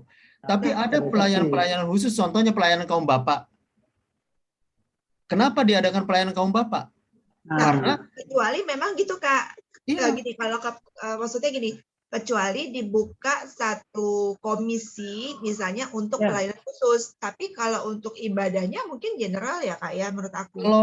Kalau ibadah seperti aku bilang, ibadah umum itu kita tidak pernah tahu yang datang adalah orang yang homoseks, yang pelacur, atau dia yang pedofil, nggak pernah tahu. Dan semua dan tidak ditanyakan, artinya ya mau datang aja silahkan. Tapi kebutuhan atau gini Bang Enos, jadi mungkin orang-orang yang punya penyakit seperti itu kadang-kadang juga merasa mereka segan masuk ke gereja umum gitu, ibadah umum. Karena tidak betul. Ya, nggak diterima gitu, kayak tertolak gitu. Karena mereka beranggapan gini, yang mereka butuhkan contoh, kenapa ada kebaktian kaum bapak, kenapa ada kebaktian anak sekolah minggu, kenapa ada kaum ibu dan sebagainya, karena ada kebutuhan khusus yang harus dijelaskan gereja terhadap kelompok itu.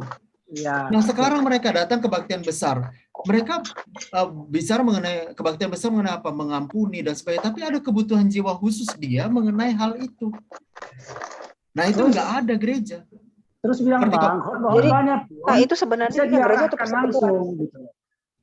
Kenapa? Ya, khotbahnya nggak umum gitu. Oh iya, nggak umum. Jadi lebih mengena ke orangnya langsung. Nah gitu. Itu. Kenapa ya Toh? Kenapa ya? Aku tanya itu sebenarnya itu gereja atau persekutuan ya? Ya gereja lah. Gereja. Gereja memang ya. Iya. Kalau gereja kan ada pelayanan kaum bapak, pelayanan kaum ibu, pelayanan dewasa muda, pelayanan sekolah minggu. Kenapa dibuat begitu? Karena gereja menyadari bahwa ada kebutuhan-kebutuhan khusus dari kelompok-kelompok itu yang harus dijawab khusus. Kaum bapak kebutuhannya misalnya mengenai apa, bagaimana menjadi imam di antara pekerjaan dan keluarga. Jadi ada kebutuhan-kebutuhan khusus. Persoalannya adalah kelompok ini tidak terwakili. Betul. Gitu. Sementara kalau di kebaktian besar kan semua bisa datang, mau dia pelacur, mau dia pedofil, semua terbuka, pintu gereja terbuka dan nggak akan pernah datang. Lu homoseks ya? Lu lesbian? Enggak kan? Dia terbuka dengan, tapi yang didengar adalah hal-hal umum kan? Sesuatu hal yang bisa umum, betul. Nah, sekarang mereka sementara jiwa mereka kan butuh nih. Gue punya persoalan ini nih, gimana cara jawabnya? Gereja speechless di situ. Coba deh gereja kita. Kayak kejadian di Sika itu kalau aku pikir karena mungkin dari gereja juga nggak ada penerimaan, dia keluar dari situ akhirnya dia ngajak orang-orang yang seperti itu gitu loh. Iya. Sika itu di NTT itu ada satu keluarga, kakak, adik, dan sampai ini semuanya menjadi begitu. Nah, lepas dari apa penyebabnya, tapi kan tetap harus ada pelayanan juga memang untuk mereka karena kan ya Yesus mati kan untuk mereka juga. Cuman artinya yang jangan sampai itu adalah kita saking mentolerir sehingga itu seolah-olah itu nggak masalah gitu. Tapi kan harus ada pembinaan supaya mereka bisa kembali ke so-called fitrahnya lah begitu. Iya. Iya kan. Karena kalau enggak nanti mereka lari ke gereja-gereja. Kan jiwa mereka kan butuh nih. Iya. Ketika jiwa mereka butuh, dia akan nyari kan. Ketemulah dengan komunitas gereja yang memang total menyetujui LGBT. Udah kena Itu yang pas. bahaya. Akhirnya Itu yang udah bahaya. ya, itu kan mantan pastor juga tuh kayak yang tadi itu kan. Nah, itu kan akhirnya ya dia diterima di situ sebagai ini gitu lah. Manusia kan perlu penerimaan, itu persoalannya. Itu dia. Kita membenci dosanya, tapi Yesus selalu melakukan penerimaan. Nah, kebanyakan kita, kekudusan kita tergantung luar. Kita berpikir bahwa kalau kita misalnya ada di tempat comberan, maka kita akan jadi comber. Ketika kita ada di tengah-tengah ini, maka kita sementara yang Yesus ajarin, kekudusan tidak tergantung luar. Kekudusan murni datang dari dirinya. Kekudusan Yesus tidak terpengaruh, tidak pernah terkombinasi di mana dia berada. Bahkan Tuhan katakan kan, ketika kamu ada di situ, kerajaan Tuhan turun. Lah kalau kita kembali ketika kita ada di situ, kita yang terpengaruhi, bukan kerajaan Tuhan yang turun kan. Nah, ini yang menurut aku kita harus kembali kepada prinsip dasar firman Tuhan. Dan Yesus nggak peduli tuh, dia mau dibilang pemabok lah, dia mau dibilang kawannya pezina, dia nggak peduli. Karena kekudusannya tidak terkontaminasi oleh keadaan sendiri. Tapi itu mungkin teman-teman masih ingat nggak sih salah satu dari para sahabat ya, dia pernah curhat loh kalau anaknya atau anak angkatnya gitu ternyata menjadi lesbi atau apa gitu, dan mereka mau menikah gitu. Oh ya, aku tahu tapi nggak memang udah sampai menikah. Udah. Ada. Jadi salah satu dari kita, ya hari ini nggak hadir ya, hari ini nggak hadir. Hari ini nggak hadir. Aku ke toilet bentar ya. Dia bilang bahwa salah satu anak angkatnya kalau nggak salah itu dia juga masuk dalam kategori itu. Kalau nggak salah sih lesbian ya. Dan mereka punya rencana untuk menikah gitu. Nah ini maksudnya saya. Iya, dia pernah kok kasih tahu di sini. Serius, Ola? Serius tuh. Serius. Iya. Pernah sharing. Anaknya ya. Makanya anak adopsi ya, maksudnya bukan anak kandung kan ya. Oh iya. Anak kakaknya kalau nggak salah ya. Iya. Tapi udah dianggap anak ya. Nah, maksudnya kayak gini-gini. Ladies ya. Gimana? Kita juga itu harus bawa. Betul. Artinya harus ada. Misalnya kita mendoakan lah atau apa itu juga jadi gimana ya? Ininya kita juga ya, jadi beban kita juga ya untuk. Iya betul. Jadi concern kita juga ya. Jadi concern iya. Karena kan gini ya, bagaimana mungkin kita ngomongin ya sedangkan yang di dalam circle di dalam sendiri ya gitu loh. Iya nggak sih? Iya, ada kondisi tertentu yang emang sulit sih Kak ya. Di beberapa daerah itu kan isu humanis sama hak asasi itu kan sangat kuat.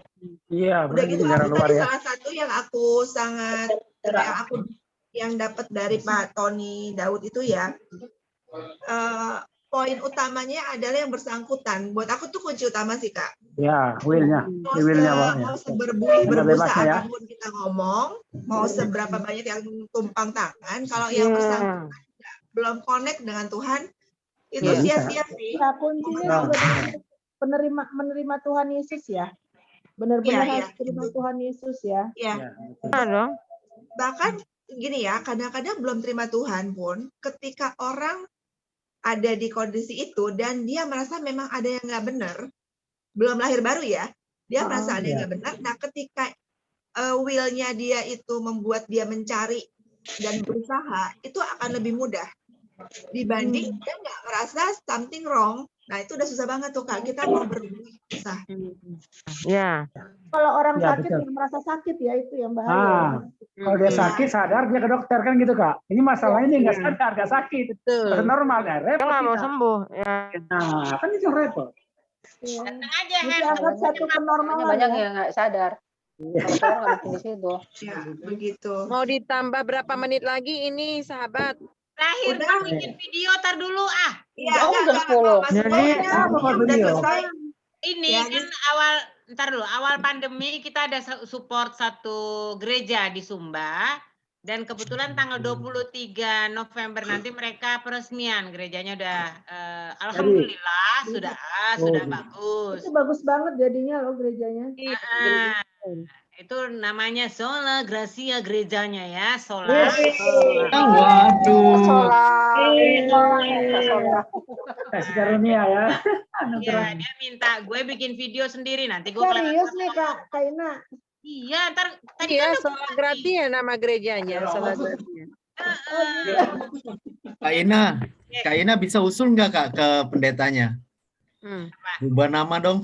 Iya, ntar Jadi Enos Justin.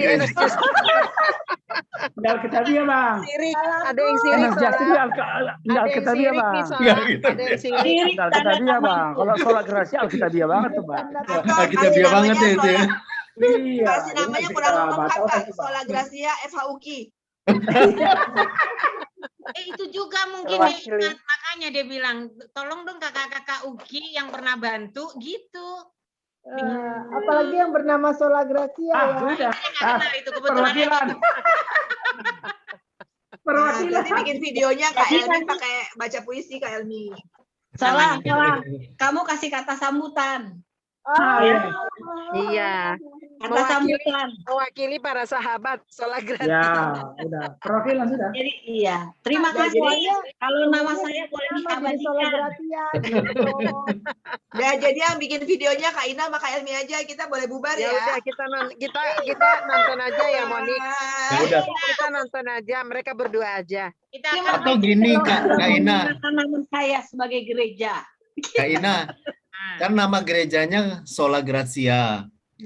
Nama gedung gedung kebaktiannya Enos Justin. Ya. Yayasannya para sahabat. Ruang meeting satu Andrea Hutasoid gitu. Aku nggak berani jebut nama siapa yang dicantumkan di toilet. Aku jangan di itu bro, jangan di ruang meeting bro, jangan. Namaku di sertifikatnya aja. Lebih tetap. Mirip nama lagi itu. Oke Kak Ina, take over ya. Ini kayaknya udah pada ngantuk. Makanya Enos bikin Seger nih. cuman 1 menit kok. Jadi cuman kita apa sih namanya? Selamat untuk peresmian aja. Kami gitu ya. Kami dari pihak para sahabat mengucapkan bla bla bla. Enos tulis aja dulu terus kita tinggal baca. Ya, terus kita baca gitu loh. Nulis di mana?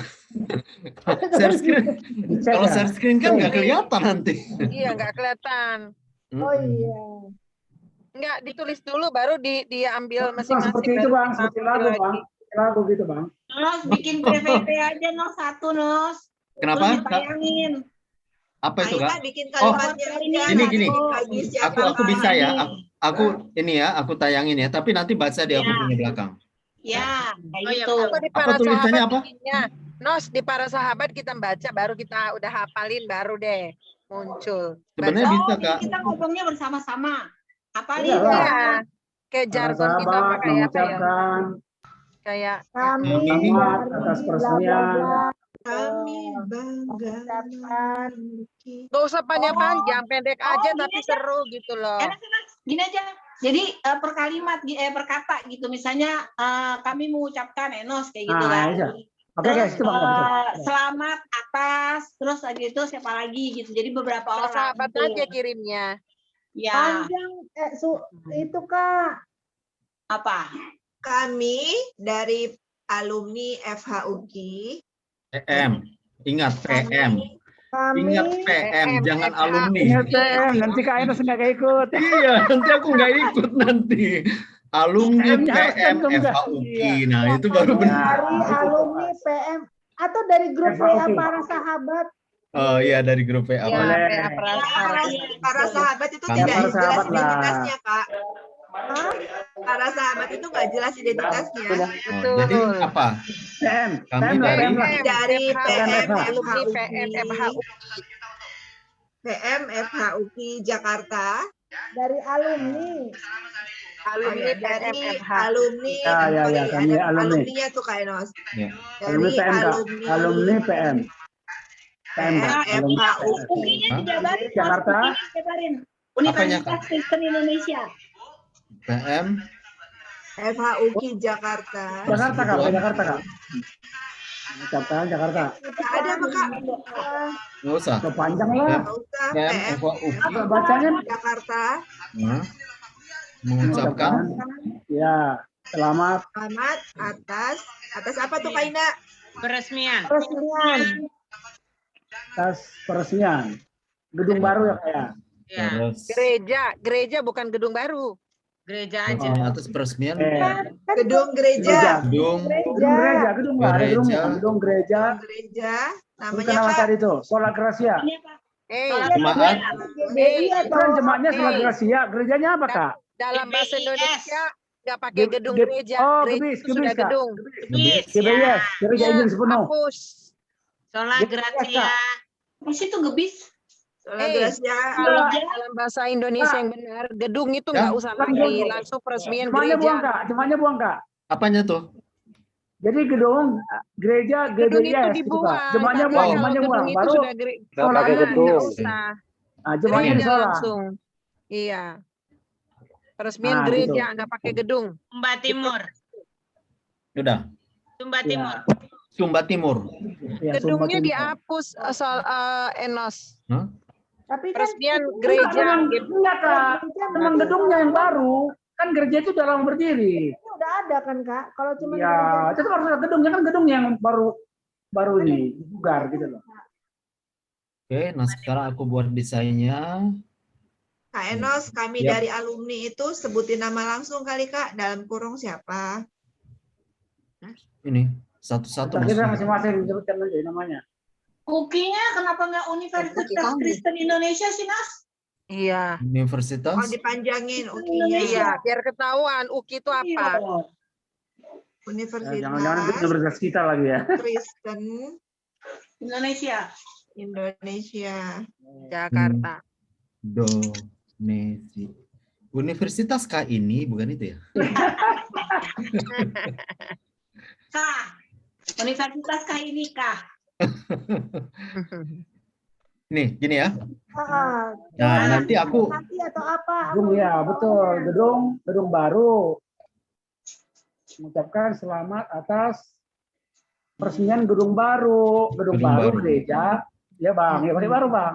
Gedung baru, pakai gereja. Ya. Baru. Ah, gitu ya Bang, yang baru kan? Iya. GBIS. Baru yang mau kita Apa itu ini. GBIS? Nah, nanti aku buat Gereja ini Bang, ya. dan Injil sepenuh. Nih, nanti aku Tuan buat Yesus ini. memberkati atau gimana? Ini masih ada 11 orang.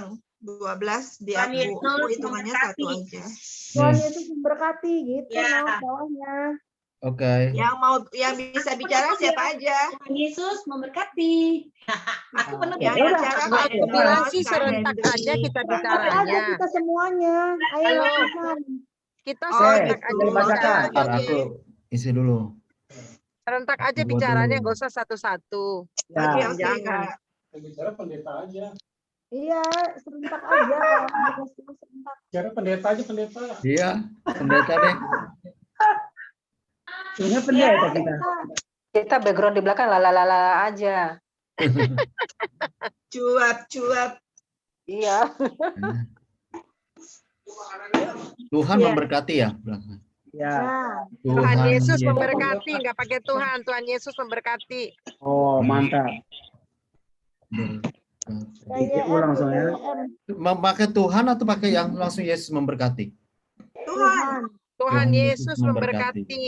Iya, nanti kiranya Ya. itu nama orang juga. Sekarang nanti Ah, aku muncul, begini Kak. nih. Nih, coba lihat dulu ya. Muncul kan Bang? Kita foto aja masing-masing, kita foto. Kak Enos munculin dulu, kita foto. Jadi nggak kelihatan gitu ya. Oh gitu. Aduh, Coba gimana caranya ya? Ya. Foto dulu Bang. Sana. Save dulu. aku nggak kelihatan. Buka kameranya. Ya. Kayak ini nanti.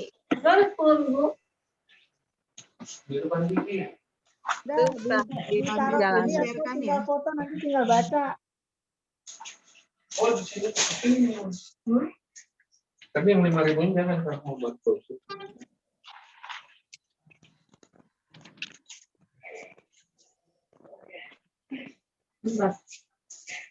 Mau berangkat kali itu. Kamu nikah. Pacaran dia. Iya, dia berangkat dia beli jaket. Dia di situnya tuh. Ini dia. 28.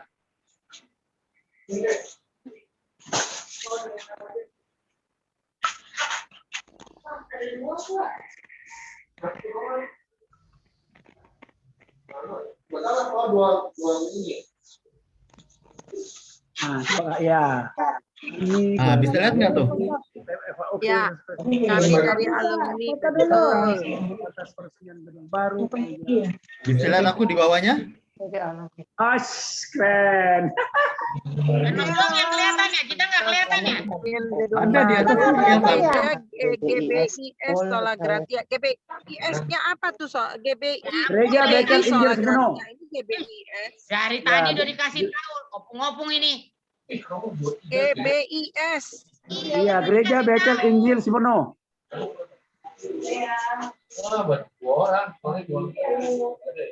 Oke. Sumba Timur, Tuhan Yesus memberkati. Oke. Ya, berapa ya? Berarti aku nggak usah tayangin lagi ya ini. GBI. Supaya semua muncul. Nanti Sayang kok. GBI. Atau mau dipanjangin aja GBS-nya, Kak. Nah, GBI. Gereja Betel Injil Sepenuh. Aduh, nanti berantakan kalau kepanjangan ngomongnya. GBIS saja. Sudah. GBIS Sola Gratia. Oke. Udah di screenshot nggak? Sumba Timur, jangan lupa.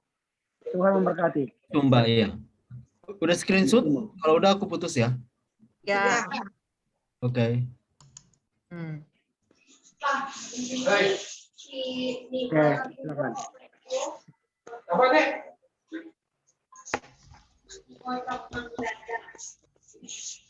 Ya? Udah?